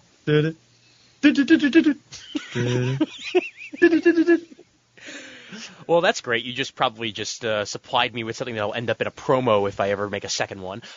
But again, since we're talking about this, and what Sam brought up about the whole Jeff Johns thing is another thing that I don't get about at least comic book fans and fans of other things in general. When you go to a comic convention, you don't just go to a comic convention to buy comic books. At least for me, because it's a social experience. You meet people, you make friends, you hang out, you go to a bar, you go to dinner with people. What is the point of going to something if you're only going to walk in, buy something, get a couple autographs without saying a word and leave? It's one of the most, pointless experiences, at least for me. Now, I understand that some people don't make friends easy, and I even understand that some people are shy, but you're in your element here. You're around people who love the same things you do. How hard is it to start a conversation? You're absolutely right. I remember we did a topic there sitting there talking about what about the people who don't wait a second, but you're a podcaster now. You are amongst, you on a CGS message board. That doesn't mean common people, geek speak. It says comic geek speak. Right. That means everybody who is there for comics. And when you're talking about the con, that's a tradition. That is how the Trekkies, I can't believe we're not like the Trekkies. The Trekkies are a major economic force. The one thing Star Trek movies know, they've got an instant $50 million no matter how bad a movie goes because the Trekkies will go. And they'll make a party out of it. Now, the Star Wars fans almost got there, but and unlike the Trekkies and the Star Wars fans, we're not just something that's indelible. We're something that's always existed for a very long time, and then mainstream people hooked into it. I just did a convention list because we're trying to decide which ones we want to go and do a podcast about. There's a huge list of conventions now. I've never seen anything like it. There are conventions in little tiny towns that say it honestly, hey, we're a small town, we got a big convention. And the first word you see is comics, which is mean that we're no longer just a fringe. We've got tourists coming to us. We're an attraction. But I've never went to a convention event. When I met Jim Starling, who is I'm a Uber fan about. That's the one I'll stutter if I see. Because I was there for Kree Skrull War. I was there for Dreadstar when it began and his whole Infinity stuff. So I'm one of those, I think he'll go, hello, Mr. Starling. It's like, blah, blah, blah, blah, blah, blah, blah. But he's the nicest guy I've ever met in my life. Jamal Igle, top artist, he's a sweetheart. You could walk up to Brian Michael Bendis talking to him about anything. You can even tell you don't like his stuff. He doesn't get mad. Yeah. Yeah. Or like, don't do that to John Byrne, though. He'll bite you. But if you see Peter David at a convention, now that's an experience. That is another. That's an experience. And he's funny as hell. Oh, yeah. Yeah, and he's... Uncle Sal. Oh, Uncle Sal. Oh, my God.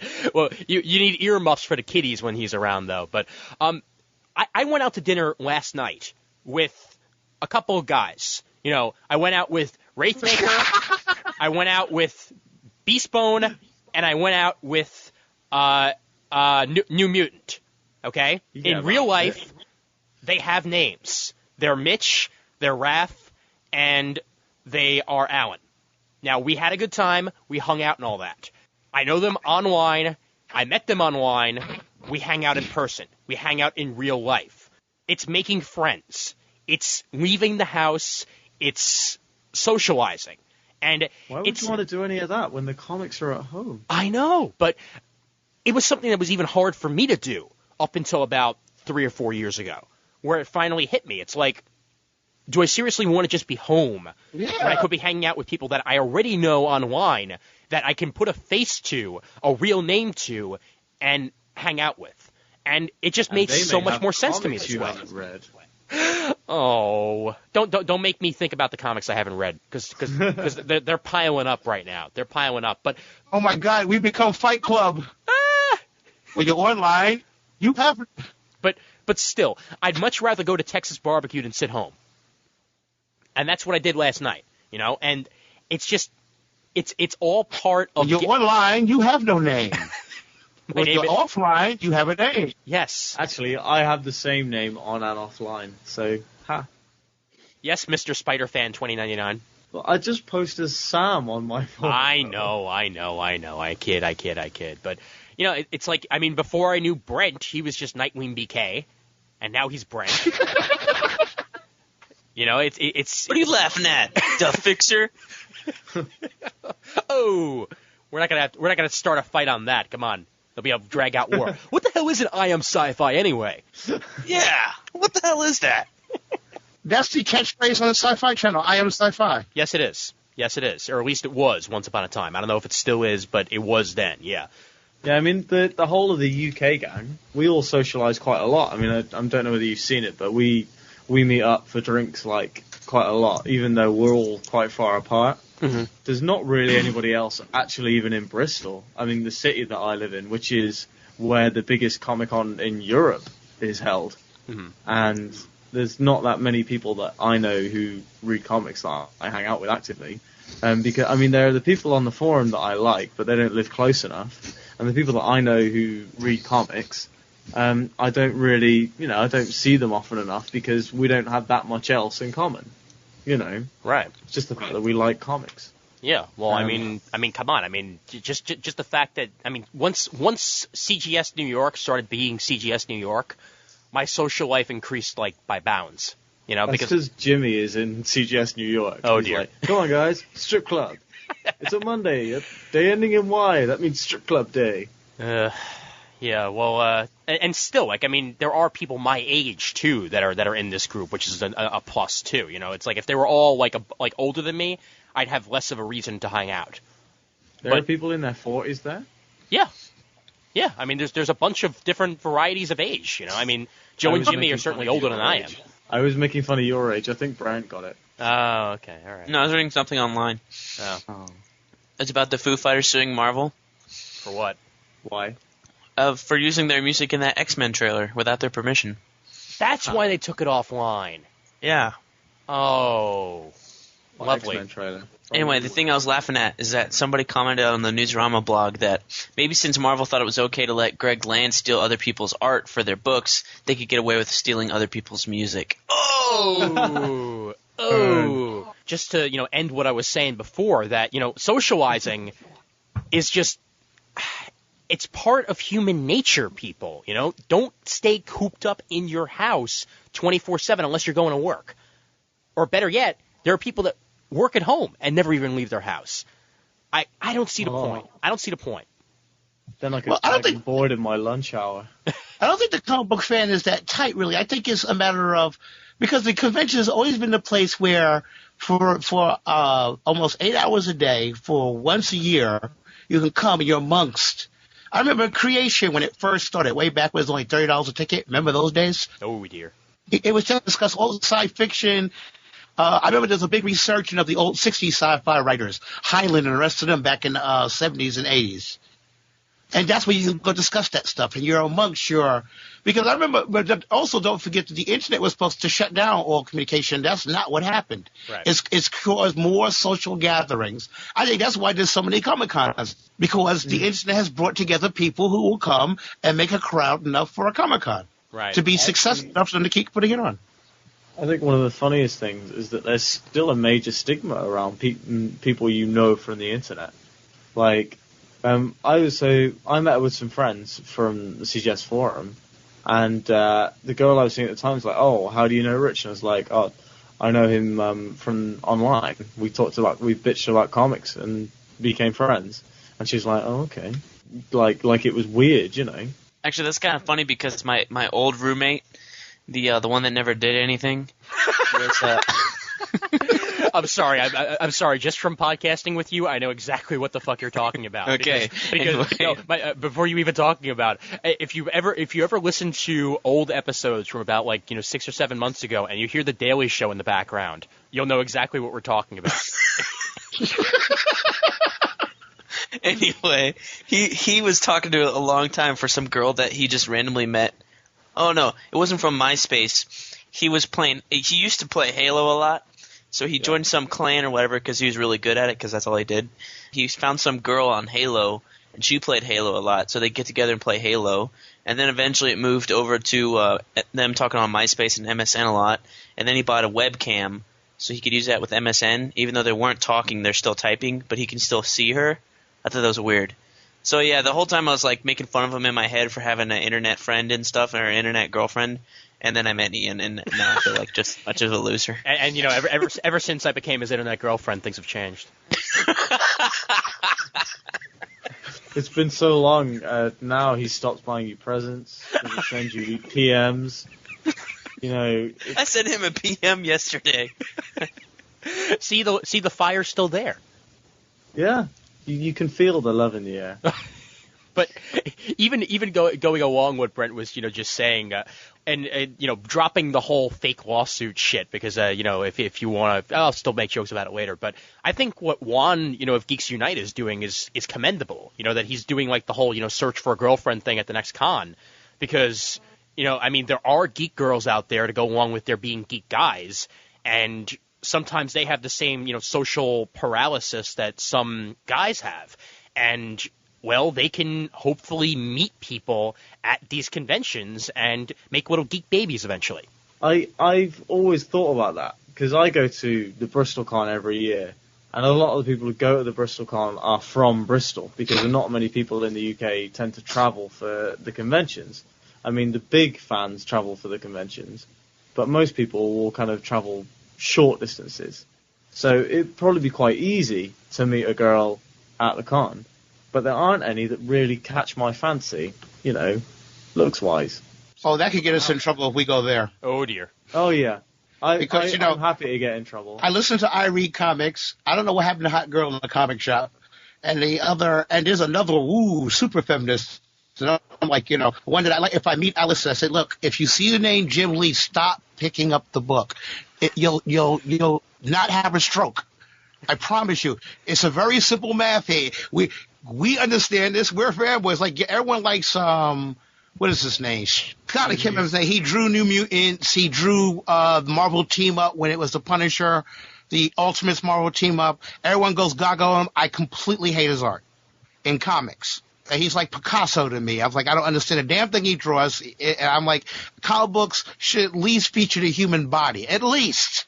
Oh, Ian Churchill. Enough said. No. Bill Sienkiewicz. That's the one. Okay. Because Ian Churchill, for me, that is the most emaciated stomach. Him and Michael Turner must, go to the same school of stomachs. I have a signed Ian Churchill sketch on my wall. Oh, yeah? Well, yeah, is it of a woman or a man? I have 2 sketches by Ian Churchill. Shazam, which is fantastic, and he did it with a biro, and it's bloody brilliant. and a Supergirl, which was a print, and he signed it for me. Okay, now what does the waist on that Supergirl look like? It's hidden by a cape. Fortunately, she's facing away, looking somewhat like she's been beaten by her dad. She's facing away, and she's like got her arms around her legs up against her chest. Oh. And it looks like, those pictures of kids who've been beat on like those charity adverts. That's what you asked for, Supergirl being beaten. No, I didn't ask for it. That was a print that he had already, and he was just like, yeah, these are the prints that I'm signing. And he signed it. And then he was like, so what do you want as a sketch? And I was like, Captain Marvel. And he did the best Captain Marvel ever. And if I ever wrote a Captain Marvel book, I would happily have him as my artist. Because he draws an amazing Captain Marvel. Have any of you guys read the Day of Vengeance trade? Yeah. Not the issues. Mm-hmm. Because the trade has Ian Churchill's Captain Marvel in the front, the first 2 issues. Right, yeah. That was actually really good. Yeah. See? Yeah. Well, And- I'm not saying that he's a bad artist. I'm just saying that he loves drawing, the skinny waisted girls that just oftentimes looks like it just would only be found in a magazine after being photoshopped time after time to make it look like it doesn't have any fat. Yeah, I know. If Michael Turner drew Granny Goodness, she'd look like a supermodel. Cindy Michael Crawford. Turner has drawn Granny Goodness, hasn't he? In Superman Batman Volume 2. Oh, really? Yes. Yeah, because there were loads of sections on Apocalypse. Well, I'm actually, sure that's that okay was- because Granny Goodness looks like a man, so he just draws her like a man. Oh, there Yeah, you go. he just draws Lion-O from Thundercats, but with grey hair.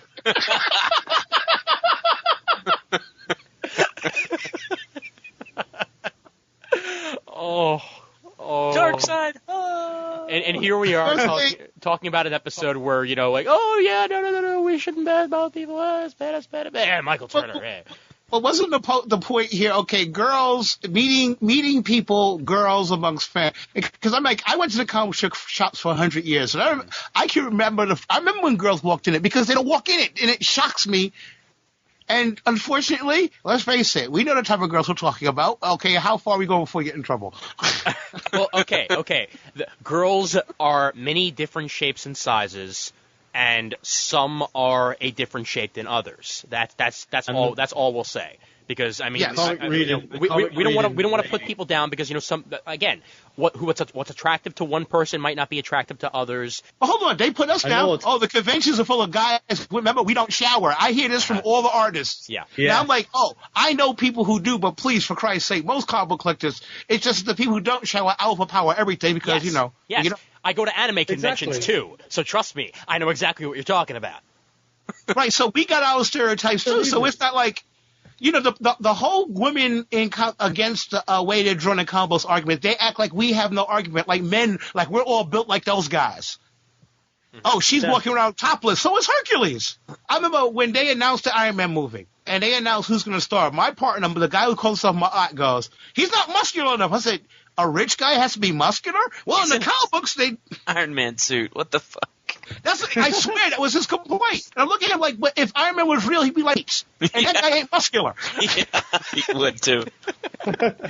Yeah, Iron Man used to be a alcoholic. Okay, he wasn't in the best shape. However, he was in a suit of armor. That's all you need. Yeah, and that's why I love him in the Ultimates. It's clear this guy's a drunk who happens to be smart.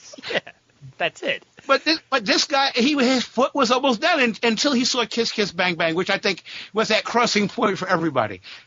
Because I heard a lot of people say, I wasn't sure. Did I saw Kiss Kiss Bang Bang? Yeah, okay, that's Tony Stark. Yeah, okay. Right. But he wouldn't get off of it. So we got our stereotypes too. We have stuff. I don't understand why women feel, well, you're derogatory towards women and young girls are trying to live up to something, and it's not the same thing for boys. That's the only flaw I see in that argument. Mm-hmm. I mean, And then if you don't bring we it up, all- they're saying, we Go ahead. all grow up thinking that we want to be Daredevil. I mean, that's like, and there's all these women, they're like complaining that I personally may have generalized that the women in my comic shop were homelier than most.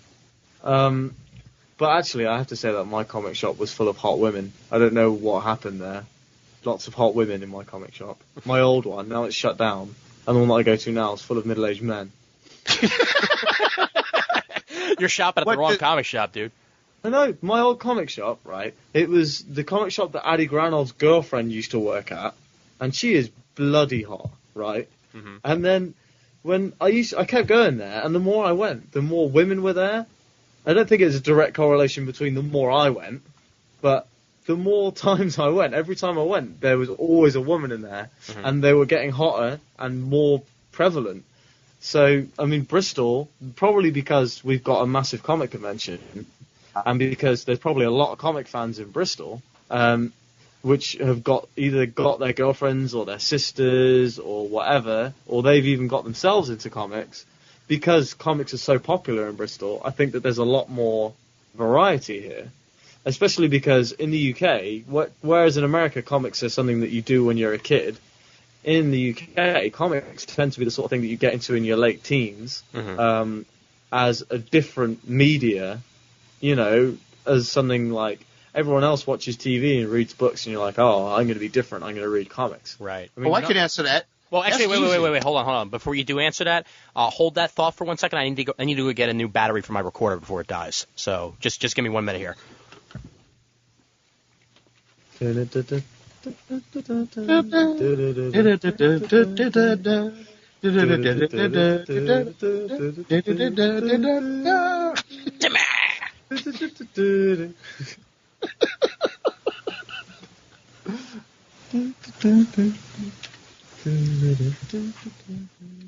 I'm thinking of elevator music while Ian's going to get it. We're all just sitting there waiting. Nobody's going to say anything because you don't want to get it missed out of the podcast. You want to say something funny. Hey, listen. Like, well, there's got to be the rock of my day is the elevator. You're in the wrong building. Whoa, okay. And on that note, I'm back. So please continue. Yeah, so... Oh, he was saying, why did comic books have a stigma? Because two reasons. First off, because really in the beginning it was all kids. When I started collecting comic books, the whole block collected comic books. Mm-hmm. And then the old your hero could be my hero, that's kids in the block argument that moved into a comic shop. But the other reason is because we keep holding on to it. Let's face it, the majority of comic book collectors are a bunch of guys who are graying. Mm-hmm. They're married with children and houses and mortgages and car notes. There are very, I mean, I'd like to see kids, I think also because of the expense too, but I like to see the kids in the comic book store. But when I go to Bulletproof, it's grown-ups and the kids come and buy video games. Oh, yeah. And if there are kids that are looking at the comic books, they're there to buy video games, but they're just looking at the comic books. I want to go back to the hot girls in comic shop thing and just say that my comic shop always has a hot girl in it whenever my girlfriend comes in. Aww. Well, same with mine. Aww. Yeah, sorry, I had to steal your compliment. Well, Manhattan Comics now, I've walked in there a lot, and you got to give me those hot girl days. Well, Midtown Comics, man. Which comic shops are these, just to make sure? Because when I visit America, I want to go to the decent ones. Midtown Comics to look at. Midtown Comics is a one. Yeah, Midtown Comics, Jim Hanley's, and Cosmic are the three that I would recommend. You have to visit Bulletproof because it's like going to a mosque when you're a Muslim. No, I mean, that's Forbidden Planet. Forbidden Planet is kind of like the Mecca. You just go there, look, then walk out. You're good. We have a Forbidden Planet in Bristol, and it's massive. Are they overpriced? It's got a giant life-size Batman statue in the window. There's a giant-sized Superman in the one in America. So go figure.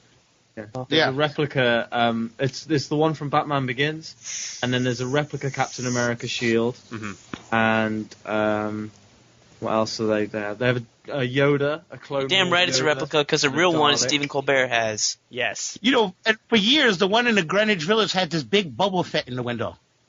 Oh yeah. You could see it. Well, it used to be on 12th Street on the other side of the block, and then it moved up across the street. That wasn't always a movie theater. I forgot what it was now, but it used to have this big Boba Fett in it. You could see it from blocks away. Hey, look, it's the Fett. And now it has a Superman with a realistic. That was Superman. And those stacks of Batman comics that I don't even know if he want to remember us anymore. But yeah, those are the three that you should go to. And like he said, if you go to a movie at 14th Street where Forbidden Planet is, just walk into Forbidden Planet. If you need to buy one comic book, that's fine, but don't buy anything else. Oh yeah, their prices are insane, and that's not a good thing. Yeah. Forbidden Planet has just become my local comic shop Ooh. in the UK. There's one up the road from me called Area 51, and I went in there on the day that Infinite Crisis issue 7 came out, and I said, "Have you got Infinite Crisis?" And they said, "What's that?" So I don't shop there anymore. Oh, What? They had an issue. They had issue 2 of House of M in the sketch variant on the stand, and that was the most recent comic that I could see. Oh my god. This reminds me of a store that opened up in my shop years ago. After I had my forever long shop. I don't know if Umar actually remembers this place, but it was called Acme Comics and Cards on Kings Highway in Brooklyn. No, I never went. Oh, wait a minute, I remember that place. Yeah, it's just for where I was. I was in Flatbush. It was a little difficult to get to. Okay, yeah, because that was my local shop for years because that's literally right around the corner from where I live. And after that place closed, about 3 months later, another comic shop opened up, almost in the exact same location, like 2 stores down from there. And when it started off, they had like 5 or 6 racks of comics on there, and that's perfectly fine. And they were recent. It was good. It was all good. I stopped in there once or twice to buy a couple things that I didn't buy at my other shop. Then I came in there about 4 months later, and they were the exact same comics that were on the shelf when I went there the last time. And I found out that the only reason why the place was opened was so that the owner could play Magic. That's it. They would just play Magic the Gathering the entire time. After a while, the store closed. Why? Because they weren't making any money. They were not getting in comics. They weren't doing anything. They were just sitting on their ass playing Magic all damn day. End of story. It's like those people, there are some people who open comic shops just because they want to read comics for free. And even though that would probably be my motivation, probably shouldn't do that because you just sit around reading comics. Right. But, yeah. Well, if you're a Kenny, you can do that. But I remember when the one thing the boom in the 90s did was there was a point in New York City you couldn't throw a dead cat without hitting a comic book shop. Oh, yeah. Lord have mercy. I mean, they were everywhere. It's like I used to be a messenger way back in like 91 as a between job. So I used to walk straight down. And to be every 3 blocks, another comic. Geez, where all these comic book shops come from? Then all of a sudden, boom. Manhattan Comics lasted for about till it closed a couple of years ago. Now it's a box store. Ooh. And that was my local. That was the CGS with the everybody knew your name, and when the books would come, they lock the doors, let you be there while they take them out. Yep. Whereas Bulletproof was always the big guys. Forbidden Planet was always the big guys. The one. Forbidden Planet's got to be big because they're the only multinational comic company that I know of. I don't know any other comic companies. I think they are the only one in the UK and in America. Yeah, I think you're right on that actually being the only one. If there are any others, just leave a comment on the forums and we'll, addend this statement. But I think you are right that it's the only one. As well. There's about 10 in the UK because what they do is they go around the UK and they open stores, and when other people open shops in the area, they lower their prices until the other shop can't afford to, and then they buy them out and then raise their prices back up again. Oh. They're the least ethical comic company ever. You've just made me want to shop there even less. They never have been. Oh. But we got one that's like a comic shop horror house. It's called St. Mark's Comics. The owner is the angriest people, and the prerequisite to work there is you gotta be an asshole. See, it's funny because I knew somebody who used to work there, but we had an asshole comic shop, but it got shut down after about a year because nobody shopped there. Well, this one got signed a deal with Satan or something. I think Mephisto visited. I will give St. Mark's one thing, though. There's at least 2 nice people who work there because 2 of the people who we ate dinner with after Mocha as part of the CGS dinner were really nice guys who happen to work for St. Mark's. So at least there's 2 nice people in the bunch. They sold the Spider marriage for business. That's why it makes no sense. They sold the Spider marriage. Them. It was St. Mark's. Crap. Deal with the devil included St. Mark's. It is in one of the areas where you expect a more, I don't know, more erudite attitude towards things. But I knew somebody who worked there too, and they said, no, it's the owner. The guy's like, he's the Vietnam vet of comic books, where he sees people lifting, stealing everywhere, and has a passionate hatred for people who don't know what the word comic book means. Mm-hmm. Well, or something to that effect. There's 2 locations too. There's one near my grandparents' house in downtown Brooklyn, and that used to be, I think, Metro Comics, and that became. Wait a minute, you mean that one on Livingston, or was it Livingston? It's yeah. Mm-hmm. Oh my goodness, I remember that one. Yeah. It's now Oh, St. Mark's. okay. That's their second location. Yeah.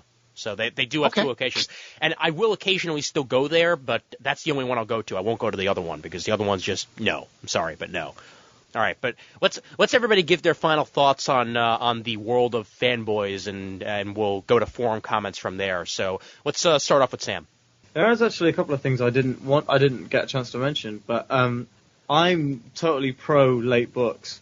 I know that everybody hates them, but it basically means that my budget stretches further that month, and as long as the story's good, I'll keep buying it. I don't care when it comes out. Mm-hmm. There are limits. I won't buy and didn't buy a Spider-Man Black Cat. Any storyline that takes more than a year to resolve 2 issues has lost me. But yeah, I will buy almost anything. If a few issues have caught my fancy and I've got the first issues of a run, it's quite likely that I'm going to get the whole run. Mm-hmm. And I complain about it, but in a it's totally my fault that I'm still buying it kind of way, which right. I think exonerates me a little. Well, actually, a good follow-up question to that. What do you think of DC's new policy about how if it's going to be late, we're not publishing it, you're off the book? That I don't know. I would rather not actually. I would rather. Say like The Ultimates Volume 2. How late was that? Every issue came out every 6 months. Mm-hmm. It was supposed to be bi-monthly. It was coming 6 monthly. Yeah. And if that had been with DC and they'd cancelled that book, I would have been up in arms. There are things that I think that might have the chance to slip in DC, which I would be massively up in arms about.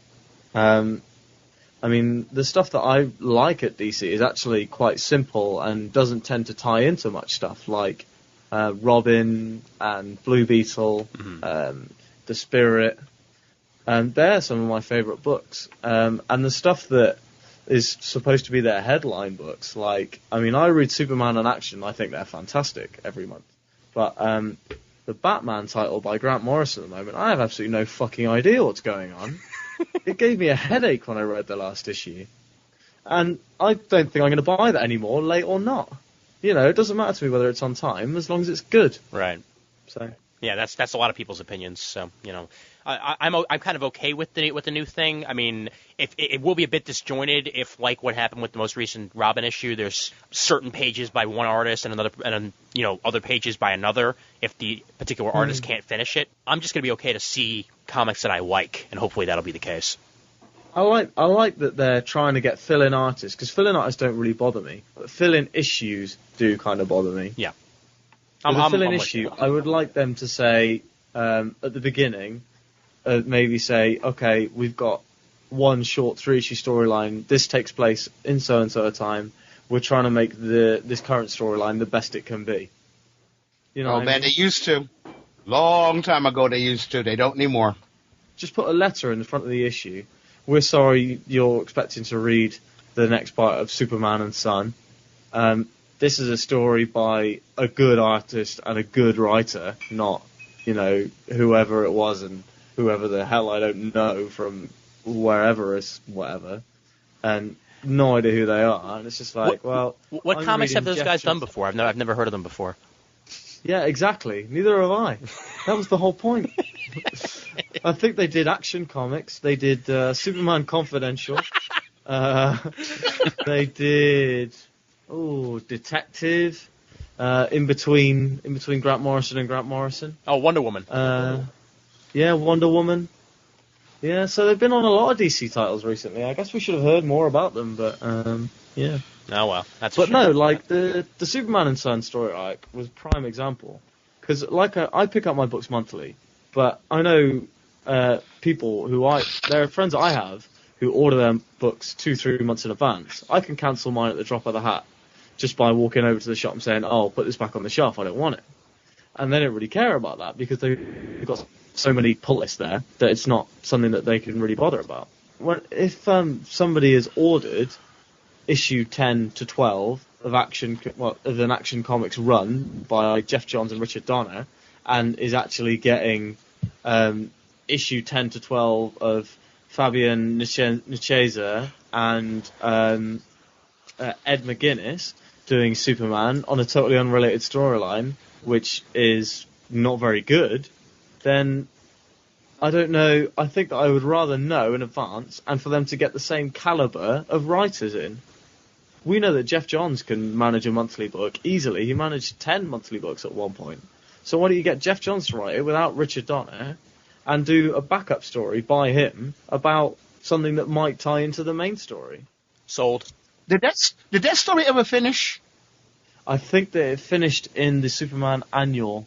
No, the Action Comics annual. It finished. Which wait, has that but come out nobody yet? cares. Has that come out yet? Because I think it was I solicited don't for know this whether month, it's but finished. I think it comes out this month.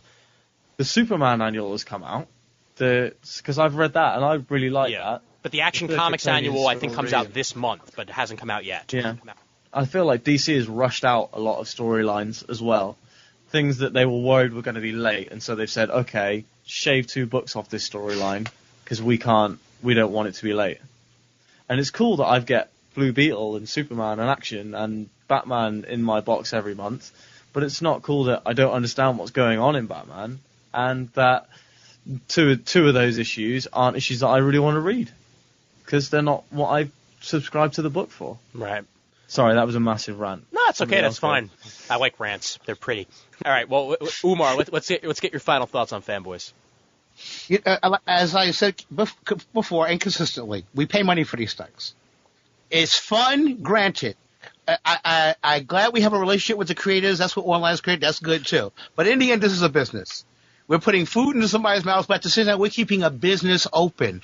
We have to start complaining with our dollars more than with our way. It's fun to complain and be able to shout, but come on, we've been doing that since comic book shops were open. It's time to start remembering we're an economic base here, and that economy is pretty damn big. When they sell 232,000 copies times $3.99 times 232,000, and that's where you're at. So I think that we have a right, if not, I don't want to control like, Dr. Evil or anything like that, but I'm just saying we do have a say here. And if we and saying it vocally in our message is obviously not enough. We got to start saying it with our dollars. That's my last words. One of the things I've noticed about the numbers it's from a while ago now when I was still paying attention to numbers, but Infinite Crisis, a lot of people moaned about it. A lot of people were saying at the time it wasn't the best thing ever, and the final issue sold almost 1 million copies. The series in total sold 7 million for the 7 issues. And it sold on hardcover and it sold on softcover. I do intend to buy the hardcover because I have all of my issues signed by Jeff Johns, and I don't particularly want to get those out to read them whenever I want to read the storyline. I still liked it, just thought the art was crap. Oh, I liked it. I disagree with most of the complaints. Except for one thing, the overpowering of Terminator. He should not be able to take on the whole Justice League in one shot. No way. But it was fun, so. But he's the governor. Your clothes, give them to me. I was elected to lead, not to read. Yes. It's not a tumor. I love that Mad TV skit. If I'm not you, then who am I? You're me, I'm you. From the 6th Day, you remember that? Yeah. They should do that with Deathstroke one day. Just have him talk like Arnold, just for the hell of it. I said I'd be back. Yeah, remember all his 80s movies had nothing but Terminator catchphrases in the dialogue? They should just do that with a Deathstroke versus the Titans. He just spouting Terminator lines throughout the whole thing. Deathstroke leans out of a car. Come with me if you want to live. You know, I'm so happy that we have somebody with a Yeah. British accent on this episode so they can simulate Arnold's accent better. Vague German. Yes. Yes. All right, Brent, have you thought of anything to say on Fanboys? Get down. I'm sorry, everybody. Every episode of any podcast I'm on degenerates further and further and further. It's fine. We're all degenerates in the first place. You know, we're degenerates. We made Michael Turner big. Ooh. Yep. I love Michael It's true. Turner. Yeah, I mean, come on, the guy. It's like people like, why does life feel big? Hey, listen, we bought his stuff, so he isn't big out of a vacuum here. It's not like Have you seen the Rob Liefeld diaries on YouTube where he colors all of his own comics so that he knows that they look right, but he colors them all with children's crayons, and it's the funniest thing I have I ever saw that seen. on YouTube. I gotta check It's that like- out. I'm just drawing these here, but I like to see what the final product's gonna look like. So I just color these in. I mean, I don't use like fancy stuff. I just use my kids' crayons, and he's just sat there with like a massive Crayola, like coloring in Captain America. And he looks like a kid coloring in like a coloring book. He is just doing a coloring book on his kitchen table with his kids, and they're like doing the exact same thing, sat opposite him. Oh, beautiful. Beautiful. Oh, Rob Liefeld's a legend. Well, question, did we make Michael Turner as big as he draws breasts? Yeah, pretty much, Okay. It depends. and pretty much that's the reason why too. He has man I mean- boobs as well. He draws man boobs and massive man shoulders. I mean, but not for nothing. I'm looking Look at at- my poster of the Flash, and he has massive hands, like proper massive. They're bigger than his face.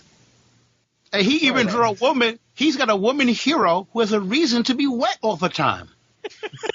Talk about have your cleavage and eat it too. That's a catchphrase, man, right there. Have your cleavage and eat it too. That's something I'm gonna have to I remember. mean, I own Fathom. I don't know what the hell that comic book's about, but I can tell you about the great art. It was, Yeah, I own Fathom as well. And on that note, all right, I'll ask Brent one more time if he has anything to say, and hopefully by now he's thought of something. I'd like to at least get some final thoughts from you, man. Come on, be creative and like Nostradamus-y. What I do had you a want me to speech, say? man. I had a speech. Just anything about Fanboys that you haven't said yet. he is pointed in his silence. Oh. His silence is the statement. There is nothing to say about that. Bastard. Or that. Okay, that's fine. That's fine. It's all been said.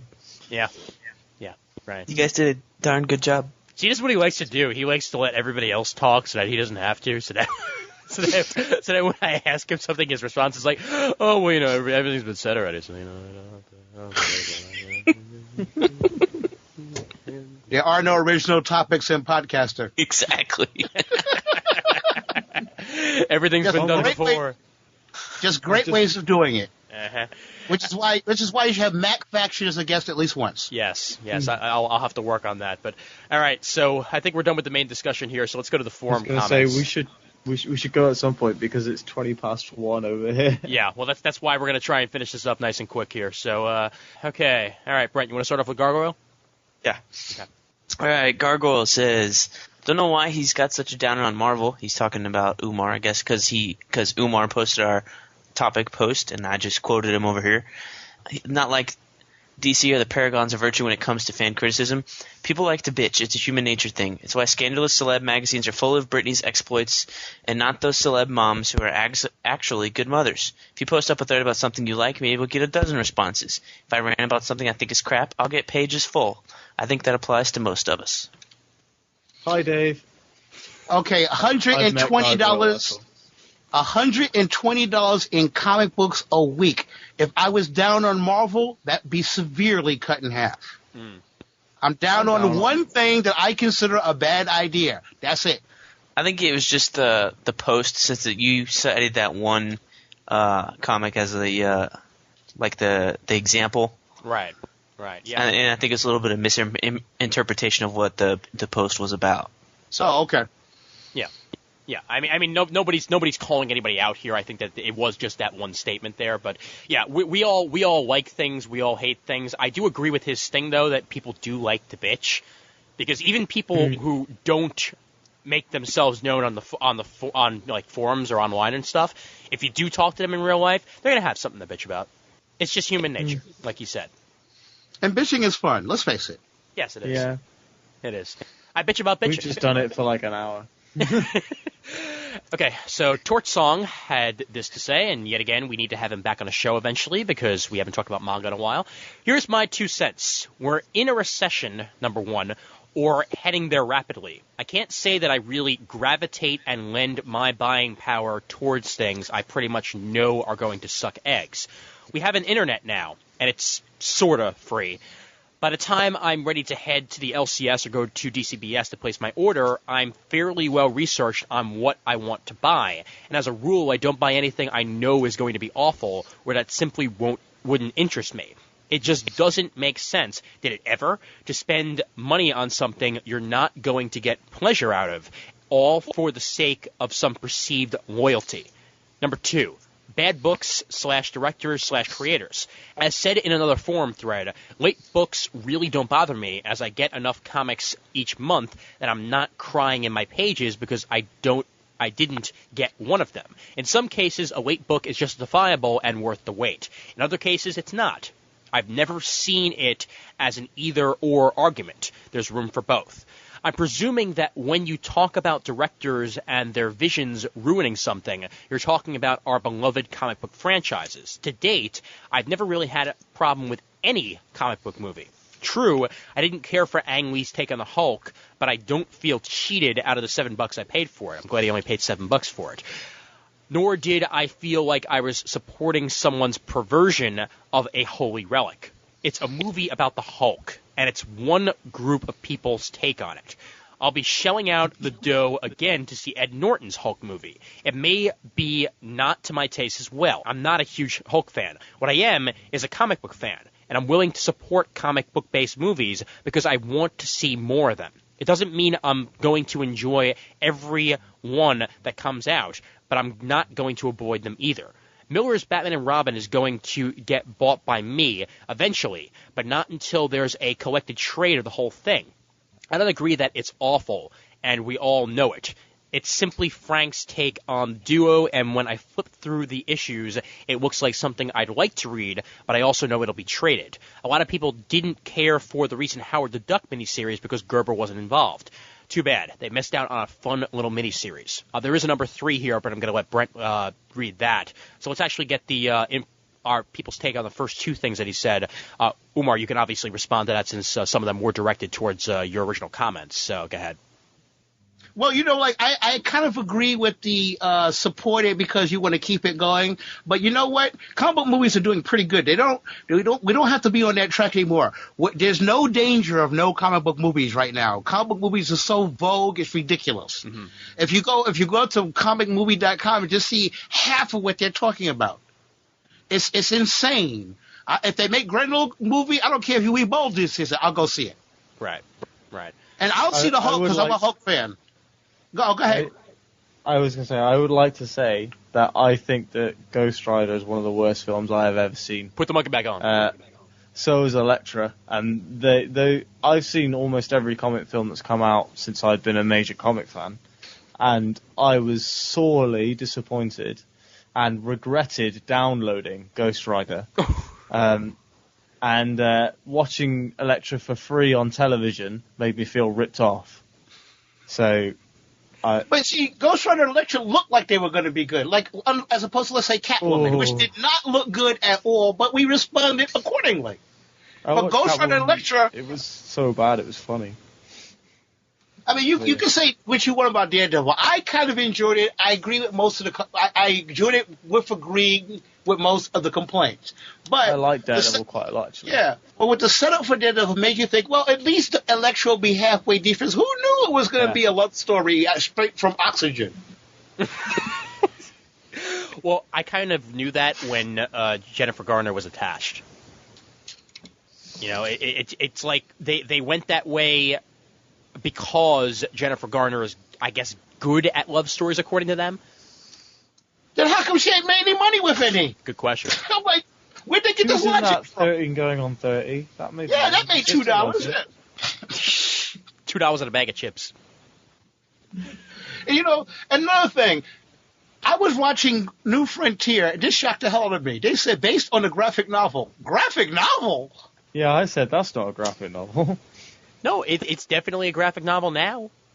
Now, but it wasn't when it came out. It's based on a comic book. Graphic novels are reprints. Let's face it, guys. Come on, we're collectors. We know what that's about. Yep. Well, I mean, if you want to get really technical with it, graphic novels are things that have been published as one volume, aren't they? And trades are technically what? I mean, New Frontier is either based on the trade paperback or the comic book.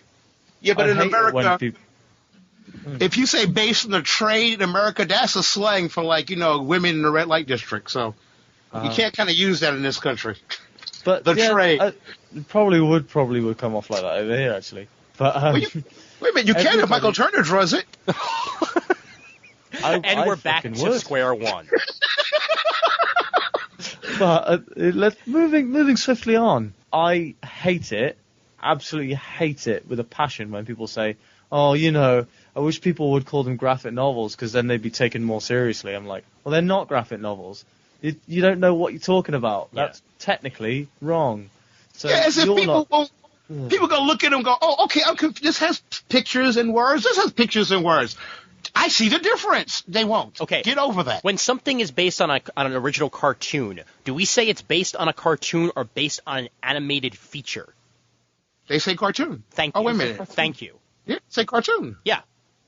Or based on a original animated production. No, they say cartoon.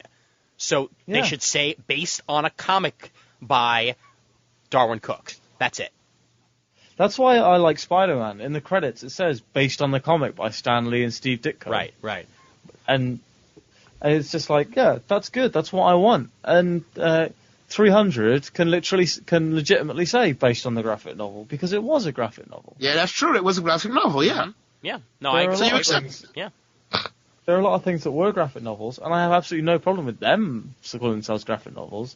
But what I have a major problem with is the comic snobs that I tend to meet, which we get a lot more of over here than you get over there, definitely, who are like, oh, I only read independent comics.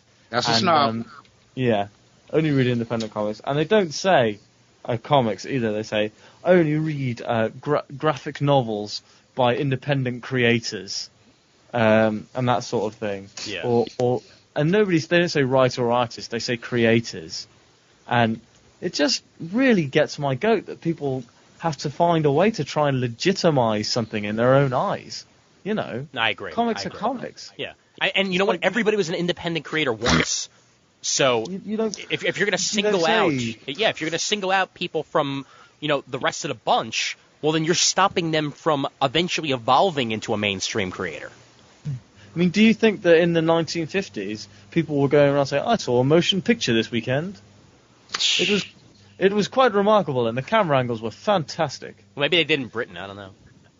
Well, no, I don't think we got films until like the 70s. Aw. No. Cock. But wouldn't this also help Marvel's sales if they just said based on the comic book? Yes, it Yeah. would. Yes, it would. I mean, people keep talking about Superman prices. Returns and stuff. I think that Batman Begins says based on a lot of films now say based on the characters created by, Yeah. not based on the comic book. Mm-hmm. One of my friends from uni, he said before he knew somebody who read comics, he didn't know Batman was a comic character. He thought that Batman was films and cartoons. What? You know, Wow. but that's not an uncommon idea. No, I'm not even kidding. Now, outside of America, I expect that's not an uncommon idea. People will see Superman and go, "Oh, Superman, like those films," not Superman, the comic book character. I agree Do you with guys that. know what I'm saying? Yeah, well, I've seen it a couple times. I mean, I've seen little kids that were like, this was brought up on a previous episode. I think I forget which one of our guests mentioned it, but he made a comment that he was in a store once and he saw a little kid that was talking about how much he liked Venom, And it's like, oh, so Yeah. you like the comics? And he said, no, I like the movie and the cartoon. There's a comic, Yeah. you know. And Was that Bob on the last episode or I think two? it might have been Bob. Yeah, it might have been Bob who said that. But it was definitely one of the guests on the recent episode. So I think it probably was Bob, since he's been on like a lot of them. But anyway, I don't understand it. It would help with bring sales. I just don't get why they got to go graphic novels. Like what? And I don't get what. I really don't understand the entire stigma. I think there's a tradition in a certain way, but that's been going for so long. How could the stigma still possibly exist? It's because we're a niche media. There'll always be a stigma, in the same way that the Star Trek will never become a big phenomenon because it's called Star Trek. That's why they tried to call it Enterprise, because it wasn't. They tried to get away from the stigma of Star Trek and make it a popular show like Battlestar Galactica or Heroes. it's the and that same sort of reason thing. why a lot of movies are directed by Yul Boll, because nobody Oh, else yeah. will do them. Video game movies are usually crap because they can't get legitimate directors to be a part of it, because they're like, oh, it's a video game. Why would I ever want to do something like that? Yeah. And sometimes video games have better stories than books. As far as prices of comic books go, video games is huge. Them suckers don't come unless you get it used for under $60 these days. Right. And yet every child got Halo when that sucker came out. The point of it is the demand creates the market, not the price. I realize comic books are not 21st century anymore, but that's for those who remember it. Kids 10 years ago only remember the $2, and they slowly rose to $3. So if the kids wanted it, the parents will come out their pockets for it. But it's not. I think it's up to the companies to find that advertising method to get to the kids. And on the post, I don't disagree with a lot of things he said. That's a good reason to a point. Right. And let's actually get number 3 of Torch Song's post here. Before we do number 3, Sam has got to get some sleep, obviously, because he's got work tomorrow. So you want to just plug real quickly your podcast? Yeah, I could plug both, really. I could plug 88 miles per hour, which is the one that I'm plugging most of the time. We've just got the 4th episode up. Any of you who've listened to the first 3, I apologize for the horrible fan noise in the background from my partner's fan.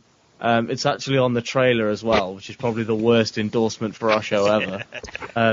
But before the last episode, I almost physically forced him to pull the fan out of his computer and then put it back in afterwards. And there's absolutely no interference, and the episode is fantastic. Good. So I heartily recommend everyone to start on episode 4. And there's also the other podcast, SAPS, I do, which is called Sam Ambushes People on Skype. It's all with fellow podcasters or people who've done guest spots. I'll just pick people at random, call them up, talk to them for an hour, 2 hours about comics, about films, about anything. And I've done quite 3 of those now. I'm going to start doing 1 a week. Now I've got 88 miles per hour back on track. I'll be doing 1 of those a week as well. So if anybody wants to be on SAPS, contact me on the 88 miles per hour forum. Anybody would like to listen to 88 miles per hour or send us some feedback or whatever, go to the forum. We're under E. We're just below the Fixer's Hideout, actually. So I guess that's probably why Umar pops in when he's got some time. Well, I would definitely love to be on an episode of SAPS. So that I'm going to put that out there. So if you ever want to ambush me, I'll be more than happy to be ambushed. Ditto. My Skype's always on. Mm-hmm. You want to give the email? Excuse me, not the email. The web address for both of these. They are. I think SAPS is SAPS Podcast at 88. No, SAPS Podcast at .blogspot.com, and 88 miles per hour is 88mphpodcast.blogspot.com. Excellent. But if you find any of my posts in the forum, the 88 miles per hour logo links you to 88 miles per hour. The SAPS logo links you to SAPS, and the new episodes link underneath you. It says, "Look, new episodes and blogs," takes you straight to our forum. Excellent. So. Great. All right, so go get some sleep, man, and thanks for staying up as late as you did, man. Yeah, the next Sappy is going to be Carl Byrne. I don't know whether you guys heard his Geek Syndicate guest spot where they did the Ask the Doctor, because he's a... Oh, that was an awesome segment. Yeah, I heard that. I thought it was fantastic, and I was talking to him about it today, and I said I really want to get you on SAPS, so he's going to be the next one. Awesome. It was going to be Stace, but she's very busy with her own podcast. Do you know what episode of Geek Syndicate that was? Because I need to listen to it. That was the latest one. It was 68. Good. I'll definitely make sure to check that out. Yeah. Thank you everybody for inviting me on. You're quite anyone welcome. who does listen to 88 miles per hour, if you're one of those 16 people, then I'm my going. love goes out to you. Well, You see, Umar's one I'll of throw you a us. vote. I've been, you know what? I've actually had an opportunity to listen to podcasts recently at work, and I think I'm going to download the last couple episodes of yours and listen to them over the next week. So If you listen to the last episode of SAPS, which isn't actually on the SAPS feed at the moment, I'm going to have to restart the feed. okay. But the last episode of SAPS and the last episode of 88 miles per hour are absolutely hilarious. Good.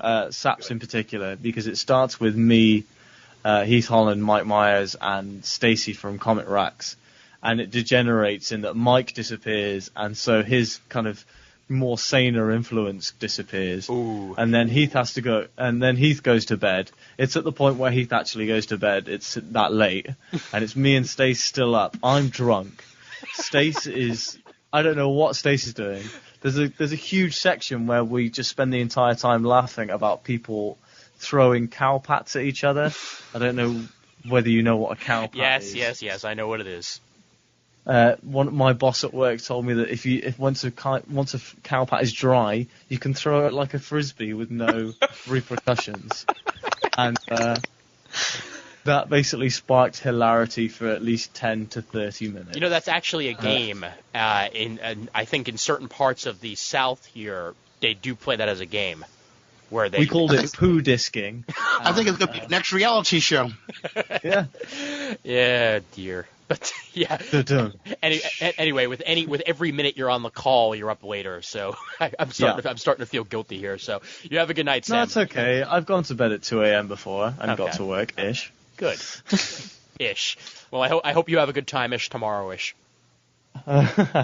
Cheers, guys. And if any of you guys want to be on SAPS, let me know, and I'll pencil you in. All right. Well, like I said, both Brent and I are definitely up for it. So whenever you want to do it, let us know.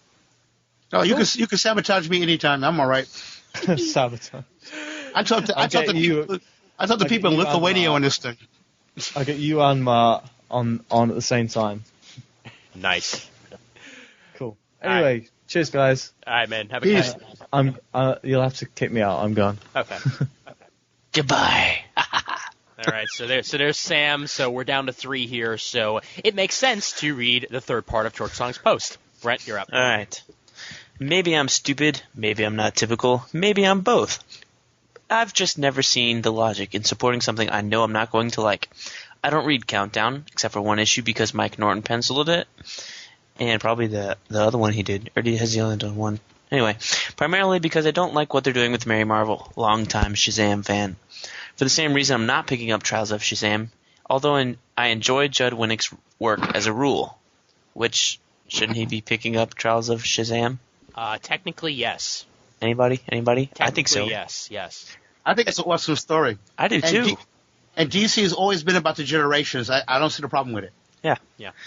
About the closest I'd say I've come to what you're talking about is my slavish addiction to Supergirl, a title I've collected off and on since I could read my older sister's copies of Superman Family. The current series, it's not the best in the world, and for a period I did consider dropping it. I'm glad I chose not to because currently I'm loving both the storyline and the artwork. She's no longer jailbait and stripperware. She's Superman's cousin, which is just where I want her to be. But I did come very close to dropping the book at one point because, like you're talking about, I'm not into spending $3 a month on something I hate. There's too many good titles I can't afford to waste my money picking up something I know I'm not going to like. I'm weird in that way. And that's a good point. We buy a lot of issues. Who cares if we drop one because we don't like it? Geez. When I said on someplace, I said I wanted to drop Spider-Man, I got such a responsible, but I'm not buying dropping Ultimate. I'm not dropping Marvel. It's this one thing that I have a problem with. That's it. Right. Yeah. Well, see, it's a bigger deal though when it's like what you're known for. You know, like for example, and I mean, I know that I'm guilty of this. When Chris of Amazing Spider-Cast said that he was going to be dropping, the regular Spider-Man book, I was like, well, dude, you do Amazing Spider-Cast. What's going on, man? What's going on? But after a while, I mean, I did grow to understand why he's doing it, because it's just not something that he supports. And, if it changes, then obviously he'll go and do it. But that's just his opinion on it. And I respect that now fully. So it's just the way some people are. They need to drop something every now and then. And I think is there one show that should give an opinion about Spider-Man one or another, it should be a show called Amazing Spider-Cast. Right. I mean, if they're dropping, that's telling you something. Mm-hmm. I know there's a Smallville podcast that's having a real problem with Smallville. I don't disagree with them. Mm-hmm. But I can hear they're teetering. We're a Smallville podcast, but I can't take this crap anymore. Right.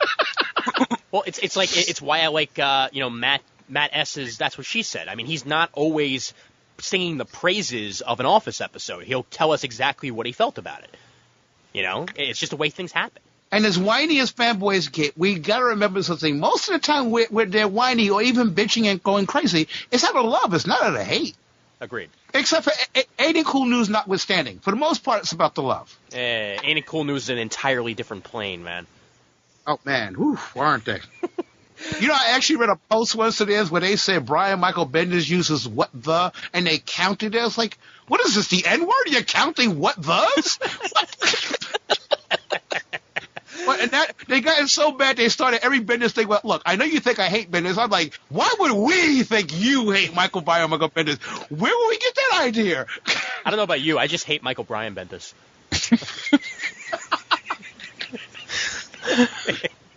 I hate Bendis Brian Michaels. Bizarro Bendis. He writes nothing but DC Comics. All right, moving on to Matthew Guy. Here's what he had to say on this topic. Marvel and DC have late books on those big projects, and I'm willing to make a bet that an issue of Secret Invasion or Final Crisis will be late by 3 weeks or longer. I am willing to write that check and cash it. It is just how the big two operate now. Directors of movies I don't give a damn about. Just give me that Superman Man of Steel movie now that the bloody writer's strike is over and my new episodes of Smallville. Please, the hell with the rest of it. Frank Miller and Jim Lee, I am waiting on the absolute with extras, as I knew this project would be late from the get-go. I dislike Heroes. I watched Season 1 on DVD via Netflix, so I will not watch Season 2 on DVD, but I will be watching Deal or No Deal with those 26 models and all that money instead. Ha-ha! I read One More Day in the stands at Books A Million, all 4 issues of it, and put it back on the stand. That was my protest vote to Marvel for the jacked up price, and I stopped reading Marvel 616 Spidey until the marriage is back on. Screw Joe Quesada and its crazy pipe dreams. I have not and will not buy Brand New Day. The only thing I buy on a regular basis that sucks is Countdown, but at least the pain stops in April. I use DCBS and in-stock trades to make my comic budget stretch to the max, plus sell comics on eBay also. The most hyped-up thing for Marvel is Brubaker, Rucka, and Lark on Daredevil 4-part starting issue 107 in May, and for DC is the Trinity Weekly series. Finally, the weekly I am really interested in, and my indie pick is Terry Moore's new series Echo. With the extra money in May, I have already started the best Vertigo book ever in Preacher and Why the Last Man trades, and the darker edge of Marvel with the return of Criminal, Punisher Max, and hardcovers, and Punisher War Journal trades, because I'm tired of blowing artificial sunshine up DC and Marvel's butt. Mainstream comics have more misses than hits lately, unless your name is Johns, Bendis, Rucka, or Brubaker. Because I am ready for a change of pace in my comics reading in the near future to get rid of the repeated burnout feeling I have over a mega event in 5, 7, or 12 issues that hypes everything up a bit too much to ever really deliver to its fans with a once-in-a-lifetime creative team. And that's Matthew Guy.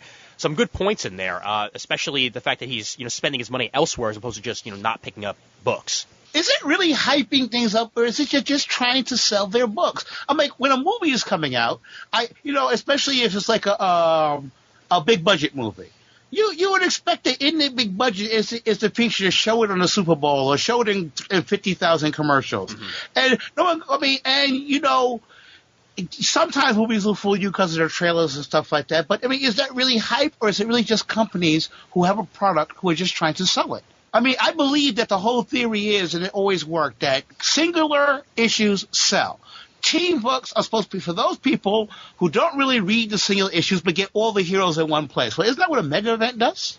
Yeah, pretty much, yeah. And I like continuity. I don't think it's a reason, I think that I can't stand it when writers go, oh, holding me back. How's it holding you back? I don't miss it. We're not telling you to remember when Peter Parker was wearing a sweater when he was in a sophomore in high school. But we are trying to remember that.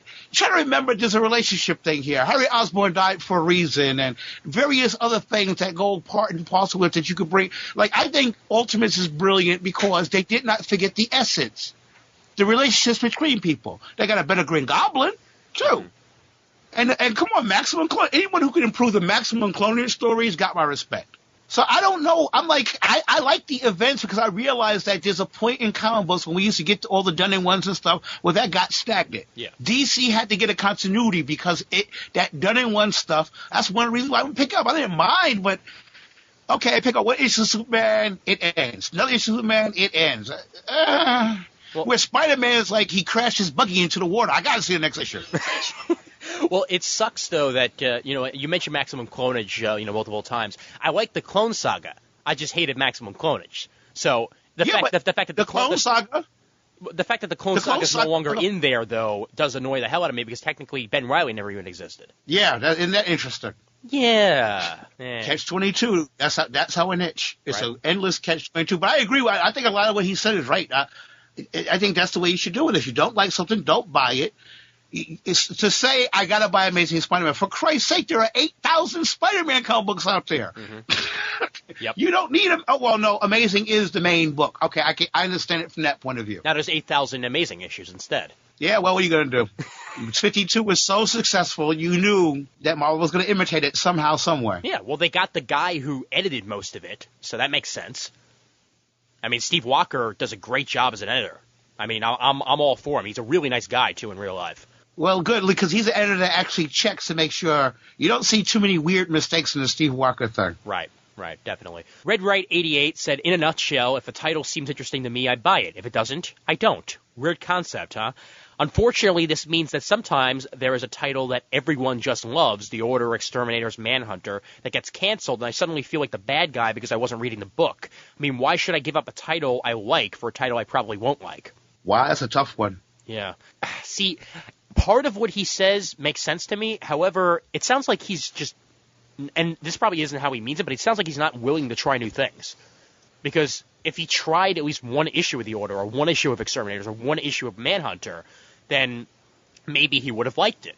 As opposed to just sticking with what you know, maybe at least giving something a try, at least once, to see if perhaps this will be something you like, might be a good way to go. Oh, well, we've all had those comic people who are like that, like the comic book snobs that Sam was just talking about. Mm-hmm. And I remember when they came with that whole investor thing in the 90s. And all of a sudden these people who, I only read Love and Rockets, I read no superheroes. As if, not like, I got news for you, buddy. That's what's keeping comic books alive, because comic books, the only genre other media couldn't do back in the day was superheroes. They could do westerns, they could do mysteries, they could do everything, but not superheroes. Now that's changing, but I'm like, to move out the box. Not every superhero story sucks. Now every indie comic book is a masterpiece. Get over yourselves with this pretentious crap. Yeah. What's sad is that I wanted to make a response to that, but I think you just kind of put the nail on the head right there, man. It's like, I mean, it's one thing to be exclusively indie because you want to be. It's another thing to be exclusively indie because you just don't feel like reading Marvel and DC, or you're just like, oh, well, I don't want to pick up Marvel and DC to support them. I mean, I like their books, but, I just don't feel like supporting them. That's like, you're contradicting yourself there. Yeah, I'm like, listen, as long as I remember, I've always picked up a comic book, and there's just been this thing at the top left corner. It's always been a price. So I'm under no illusion that anyone's doing this for free. Artists, especially now that I pay bills and I know what a mortgage note is and stuff like that. Artists got families to feed and stuff like that. So I'm willing to be I can understand. I heard printing is a bitch. In terms of, I got to print cards for my podcast, so I go to college, just to give them out. Mm-hmm. That costs us money. We're always, pulling up, tossing a hat or standing in front of the train station. Right. Something. So I understand to that point. So people got to stop, oh my God, they hyped an event. No kidding. You're kidding. You mean if I have an event, the one thing I shouldn't do is hype it? Get out of town. That's how I'll get people? Yeah. Nope. We live in New York. They got people standing outside the stores, free cell phones. Now, we think it's stupid, but how many people they getting in there with someone standing out shouting free cell phones? Yeah. I mean, Brent, the way they hype things makes sense to you, right? I think it does. They're just trying to sell their books. Yeah. And the best way to get people to know about it is to put it out there more and more and more. I mean, it doesn't make them bad because they're trying to get people. I mean, that makes sense. And then there's this stuff just sneaking up. I mean, they still got Marvel still got that magic. Did you read the latest Captain Marvel? I didn't. However, I know what happens. Yeah, if anyone blew off Captain Marvel, you can get for a shock with the latest one because it snuck out of nowhere. They didn't hype it. Hey, they didn't even really hype the Apocalypse, the Age of Apocalypse. That just came out of nowhere, out of a story we thought was going to be again about that idiot son of Xavier's, and it went in such a great direction. Not all the books are great, but I thought just the whole thing, the way it just was pulled off, was like, wow. Mm-hmm. Yeah, well, but I mean, they came close to doing the death of Cap that way. Until, it was revealed by Daily News too early.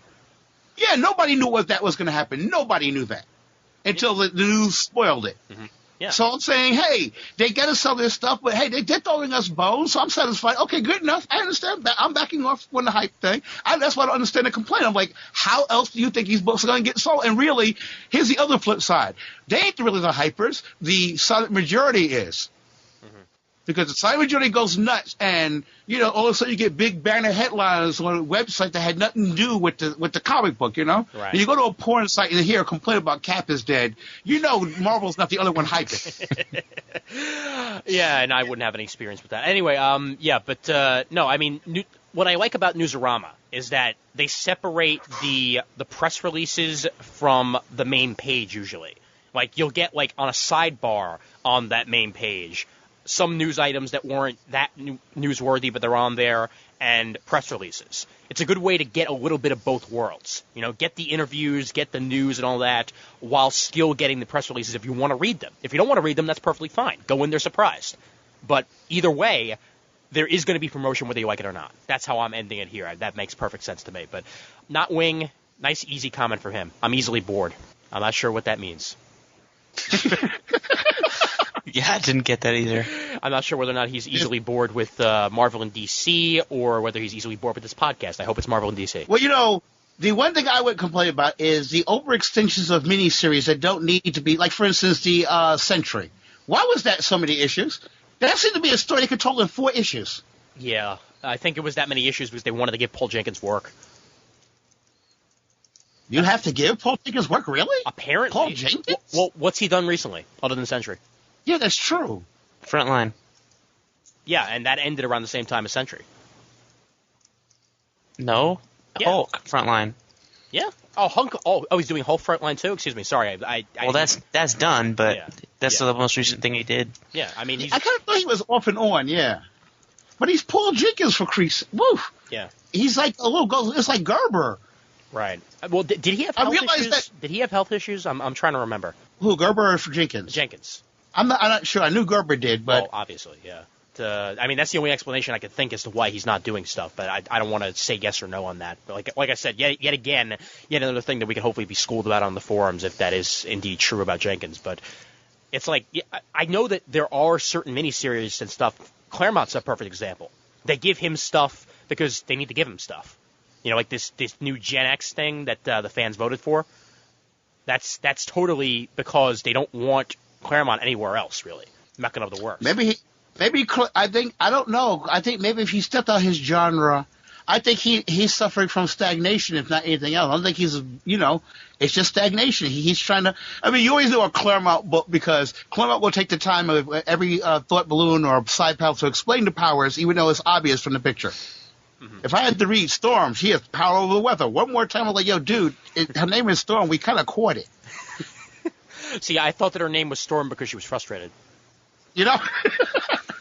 But that's a Claremont. That's a staple of a Claremont book.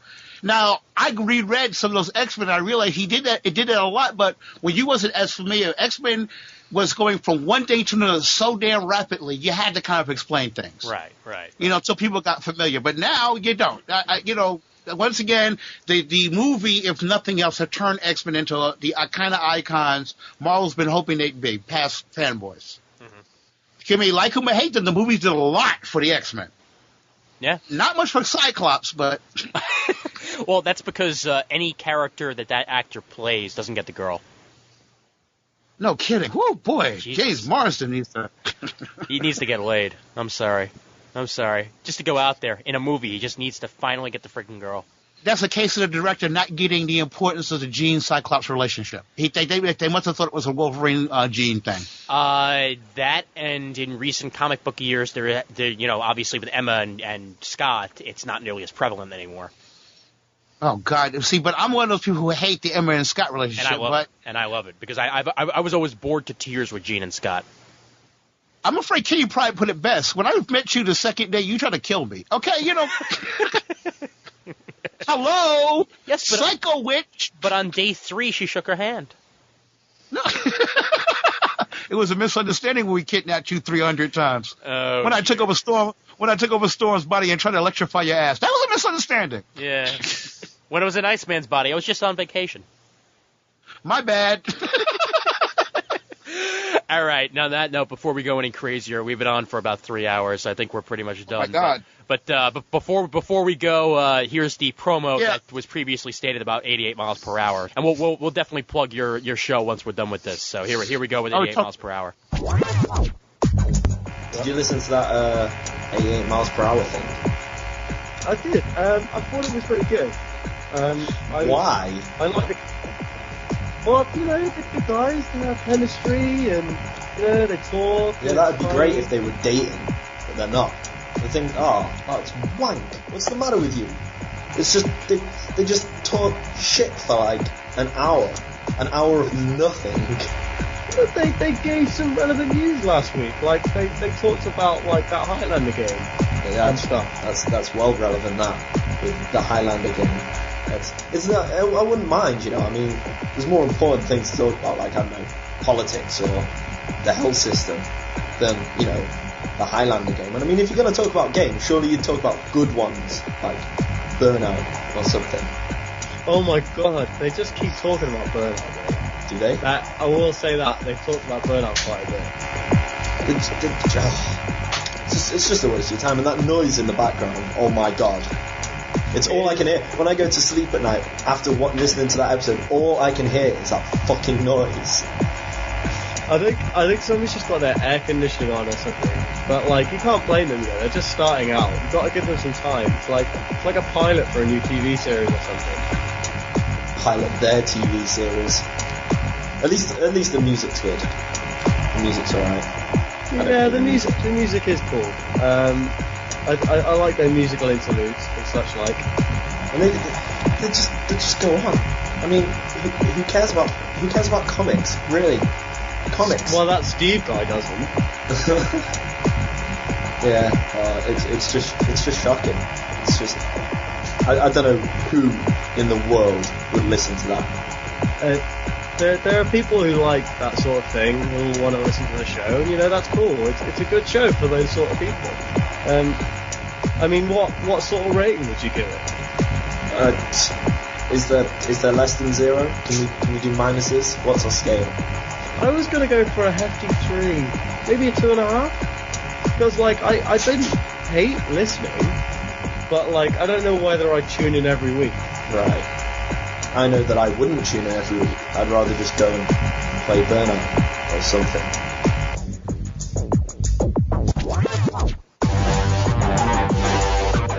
"88 Miles Per Hour, a weekly podcast about games, film, comics, and television. They're brilliantly honest and shockingly lenient. You can catch them at the iTunes Music Store by typing 88 miles per hour in to subscribe.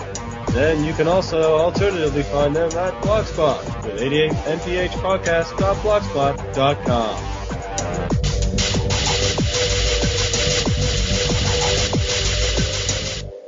Alternatively and also. That's what they can do, is it? Well, quite possibly the longest promo in the history of podcasting right there. I got on that on him like earlier, saying that most promos are usually like a minute long, if anything, and you did a 3-minute promo, but it's good. I like the music. Yeah, music is good. I don't know. I'm glad they fixed that fan situation. Yes. Oh yeah. Yeah, because that's going to be painful. But yes, definitely check them out. Click on the link, and all those other things that were said earlier. Obviously, you can do. But meanwhile, let's get on to plugging the people that are still on the call. Umar, you do a show. It's called The Fixer's Hideout. Tell people about we it. do a weekly show. The Fixer's Hideout is same thing, pop culture, mostly from the basis comics. We do it from the urban point of view, because when you're from Brooklyn, you got to be urban. Yeah, word. It has a rotating panel with two or three main people, but it rotates a lot, and we have different variations of fanboys of one type or another. We got great mics because the chicks love the mics. So if we go down, then you'll be the number one podcasting panel show by default. Oh shit. What, I don't know. I think isn't CGS more of a panel show?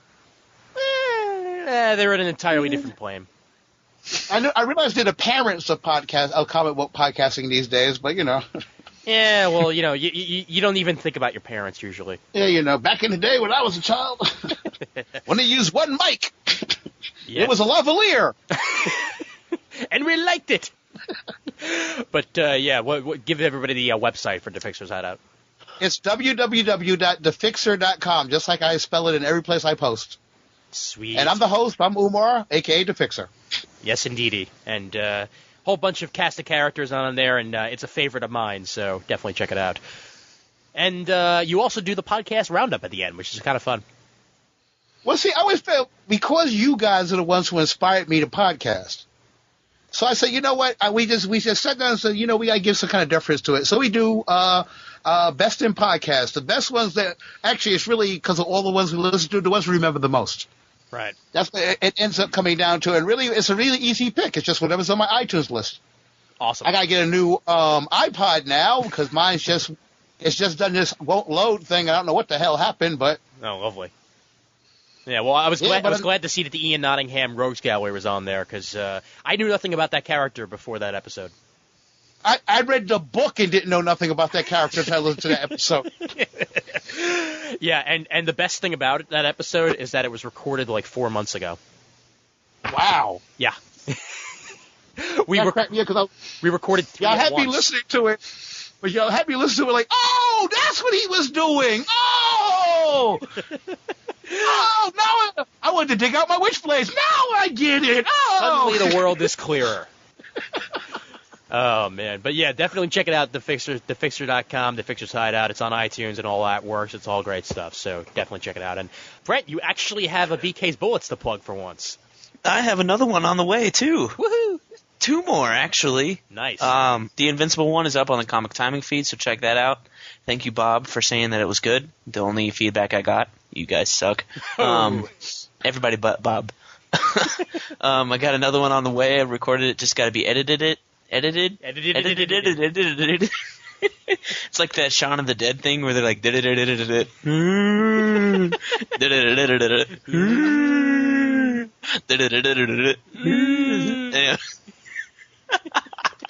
Anyway, so yeah, I'm actually gonna edit that one because I forgot to the last time.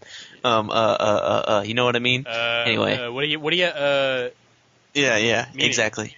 Got one on Emperor Joker on episode 61 of Raging Bullets, so that'll be up very soon. Awesome. So both. I'm gonna ask y'all a question. Go ahead.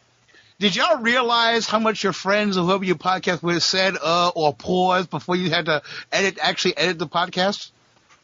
Well, Just making more work for yourself, Ian. I didn't realize how much I did it until I started doing podcasts, and it was an eye-opener, and now I'm annoyed at myself for giving me so much time to edit. Yeah, I was in class today, and this guy was talking, and he always uses and you know what I mean, and I was like, oh my god, I'm glad he's not on a podcast. You were expecting him to eventually say "what tish," weren't you? What? He did have the Evil Jim goatee, so maybe. Oh, that's good. That's good to hear. So you've got both Comic Timing and Raging Bullets, BK's Bullets coming up. Yes. Excellent. I gotta tell you, I love Raging Bullets. You guys and the Part A's and oh man, you guys. If it wasn't for the 24-hour podcast, you guys would be the kings. Oh yeah, definitely. I agree with that. And they're, it's still in the planning stages, but I hope to have another crossover with them sometime soon. So well, you can only do it until after I get on there for Blue Beetle. Because Sean told me that we were going to do that before the holidays, and it's now February. Yeah, but I don't get on him about that because I know it's coming. Yeah, it was especially great when the fans started getting after them about it because they've been promising it for so long, and they're like, "When are you guys going to do something about Blue Beetle?" And on the episode, they're like, "Oh my God, all right, we're going to get to it. So I think it just bumped up. If you can, I know he did a good DC run, but go to the Charlestons too. They're really not that bad. Yeah. All right, I'll check them out eventually. Oh, by the way, Brent, when's that Smallville one's coming out? Hey, don't y'all be talking bad about my Smallville. No. So I recorded a BK's Bullets for the Smallville premiere episode for this season and the second one where they introduced Kara. And I recorded it right after the second week came out, so this is like in September, right? And I sent it to Sean.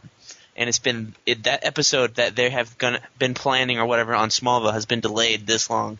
So I hope they play it at the beginning of the show. Because it'll be like a recap. I hope what happened last time. Yeah, please do it before they watch the last episode. Please, quick. It's going to be like a whole season, so I'll probably send in one about the last one. Too. I'm on season 2 of Smallville right now. I'm way behind. I just watched this 2. Well, you're there when it was good. So you've seen the episode that got me to love Smallville. Which one? The one where Lana goes bad and strips down in the pool. Oh. Hello. Yeah, that's right. Kristen Kirk, I would bear her children. Wait a minute. Just wait till you get to the episode where Lois comes in and she's in the strip club as a stripper, and Aquaman saves her in one episode from the lake. Yes, that was the better one when she comes out of the lake. Yeah. Swear to God, we're gonna have like a half hour of bloopers on this one.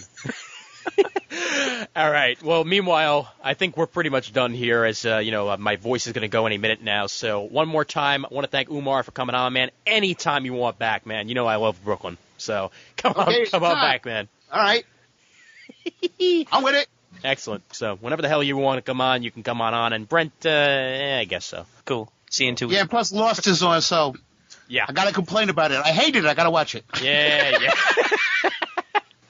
Well, the email address for Comic Timing is comictiming@gmail.com. Don't forget to check out the forums over at thecomicforums.com/forum. Graciously hosted by the Comic Geek Speak guys over at comicgeekspeak.com. We're proud members of the Comics Podcast Network over at comicspodcast.com.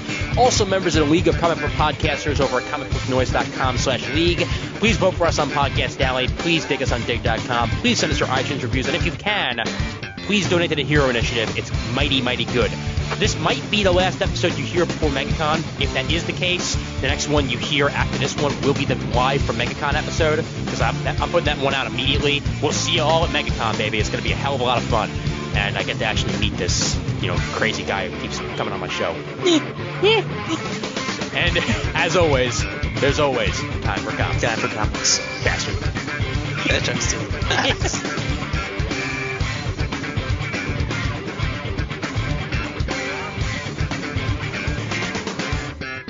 Oh, we lost someone. Who just hung up? It was Omar. Oh, man. Yeah, well, Man, he hates our guys. He's not available. He doesn't show up anymore. He's just like, you know what? I freaking love Dragon Ball Z. See, he's like, they're going to talk about Dragon Ball Z. I can't listen to this. Boop. Yes, that's awesome. Excuse me, momentum. Hold on, hell, please hold. I was actually waiting to see how Umar answered the phone. I was expecting like, hey, to come out from the background or something. Or this is the Fixer. Welcome to the Fixer's hotline. I told you not to call me here at this time. Is this Red Fox? Wow, I can save money on my mortgage. Awesome. What were they when I was having to pay? Just pay it to the bank, damn it.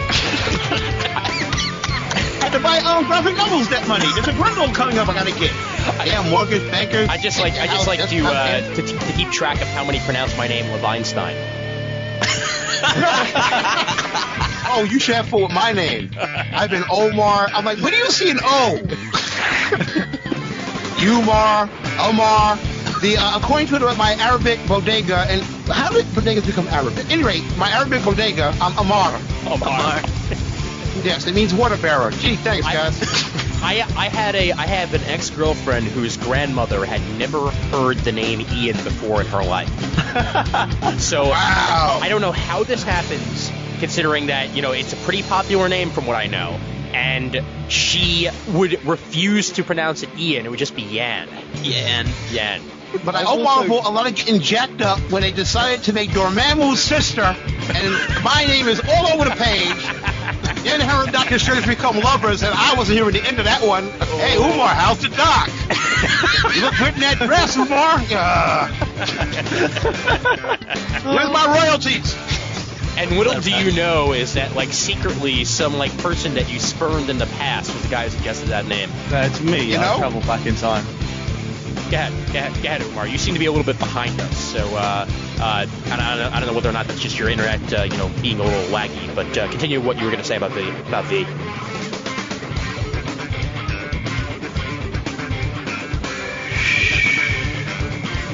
A long lag. Yeah, wow. He didn't drop it. Let me check. Oh, he's still there. Yeah, phone call. He anticipated it this time. Yeah, I think so. You were just saying something about conventions? Yeah, but okay. No, you were just. I was saying V for Vendetta is what you call a literary masterpiece. Are y'all picking me up? Really we late. said that a minute ago. Okay. Probably about 30-40 seconds behind. Yeah. Hello? Yeah. We're here, dude. But wait, hold on. What? You just gotta wait for You know what? it to translate. In about 20 seconds, he'll catch up and go, oh, cool. So as I was saying, just carry on. Brent, drop him and call him back. Umar, dropping you, call you back. Now he's gonna be like, what the fuck, man? Not that he screams like a little girl. I sent him a Skype chat about it, so he understands.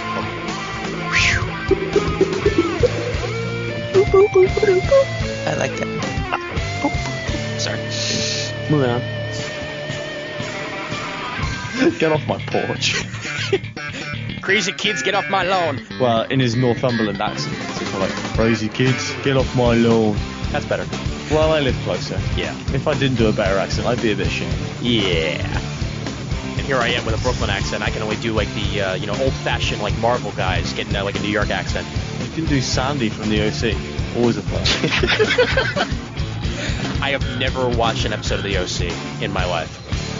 He's been in loads of stuff, but as a background guy, I can't remember his name now. I'll have to IMDb him. Okay. But I think I want to delay again. Yeah. Just a little bit. Yeah. We'll catch up a little bit, I guess. I don't know. You want to try hanging up and call him back again? Some sort of Speed Force malfunction. That was the nerdiest thing I've ever said. I'm so sorry, everybody. I've just brought down the whole tone of the podcast. Sam, you know what? That's still not the most nerdiest thing that's ever been said on this show. Is the fixture Okay, let me try that. All right. Okay, so yeah. Oh my god, that was Okay, yeah. So 40 seconds later. yeah. So Brent, call him back. It's not gonna help. Yes, it is. No, it's not. For at least a little bit.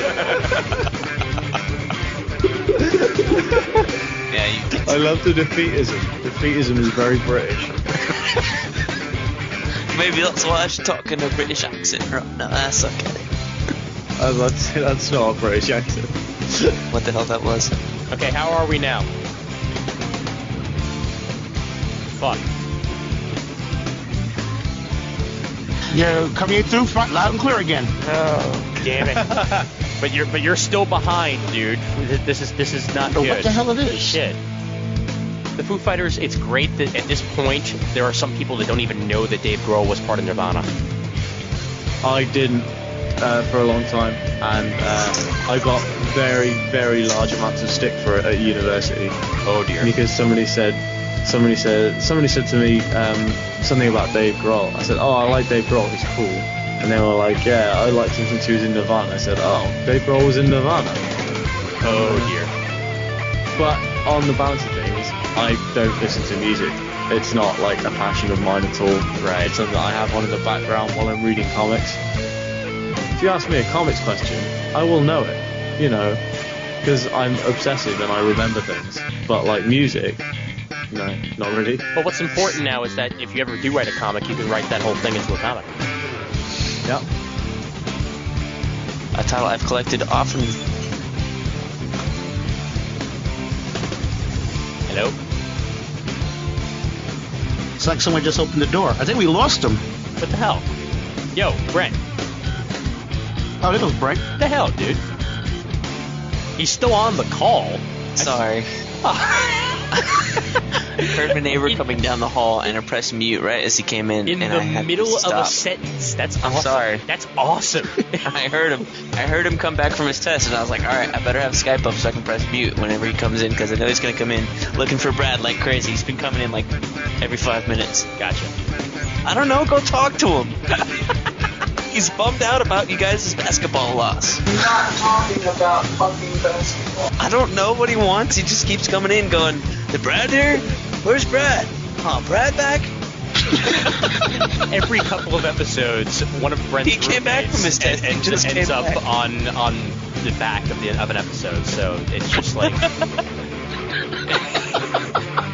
You're going to put a shirt on. That's what you're what the fuck, man? All right. You back with us now? You good? Oh! Now I hear someone in pain. What were you thinking when you came out of the bathroom? Sometimes it's fun hearing only one part of a conversation. What the fuck, man?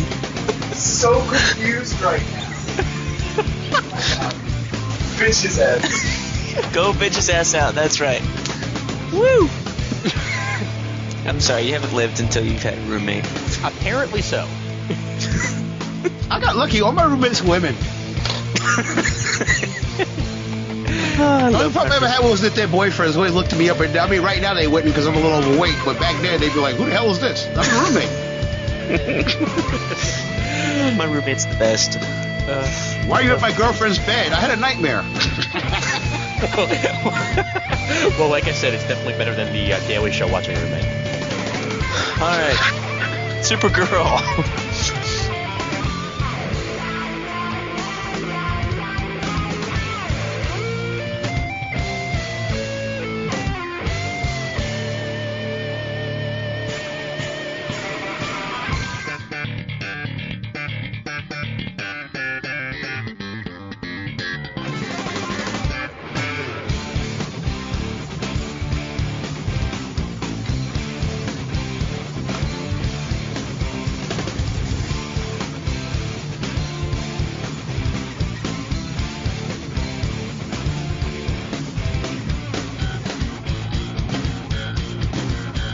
But I think I want to delay again.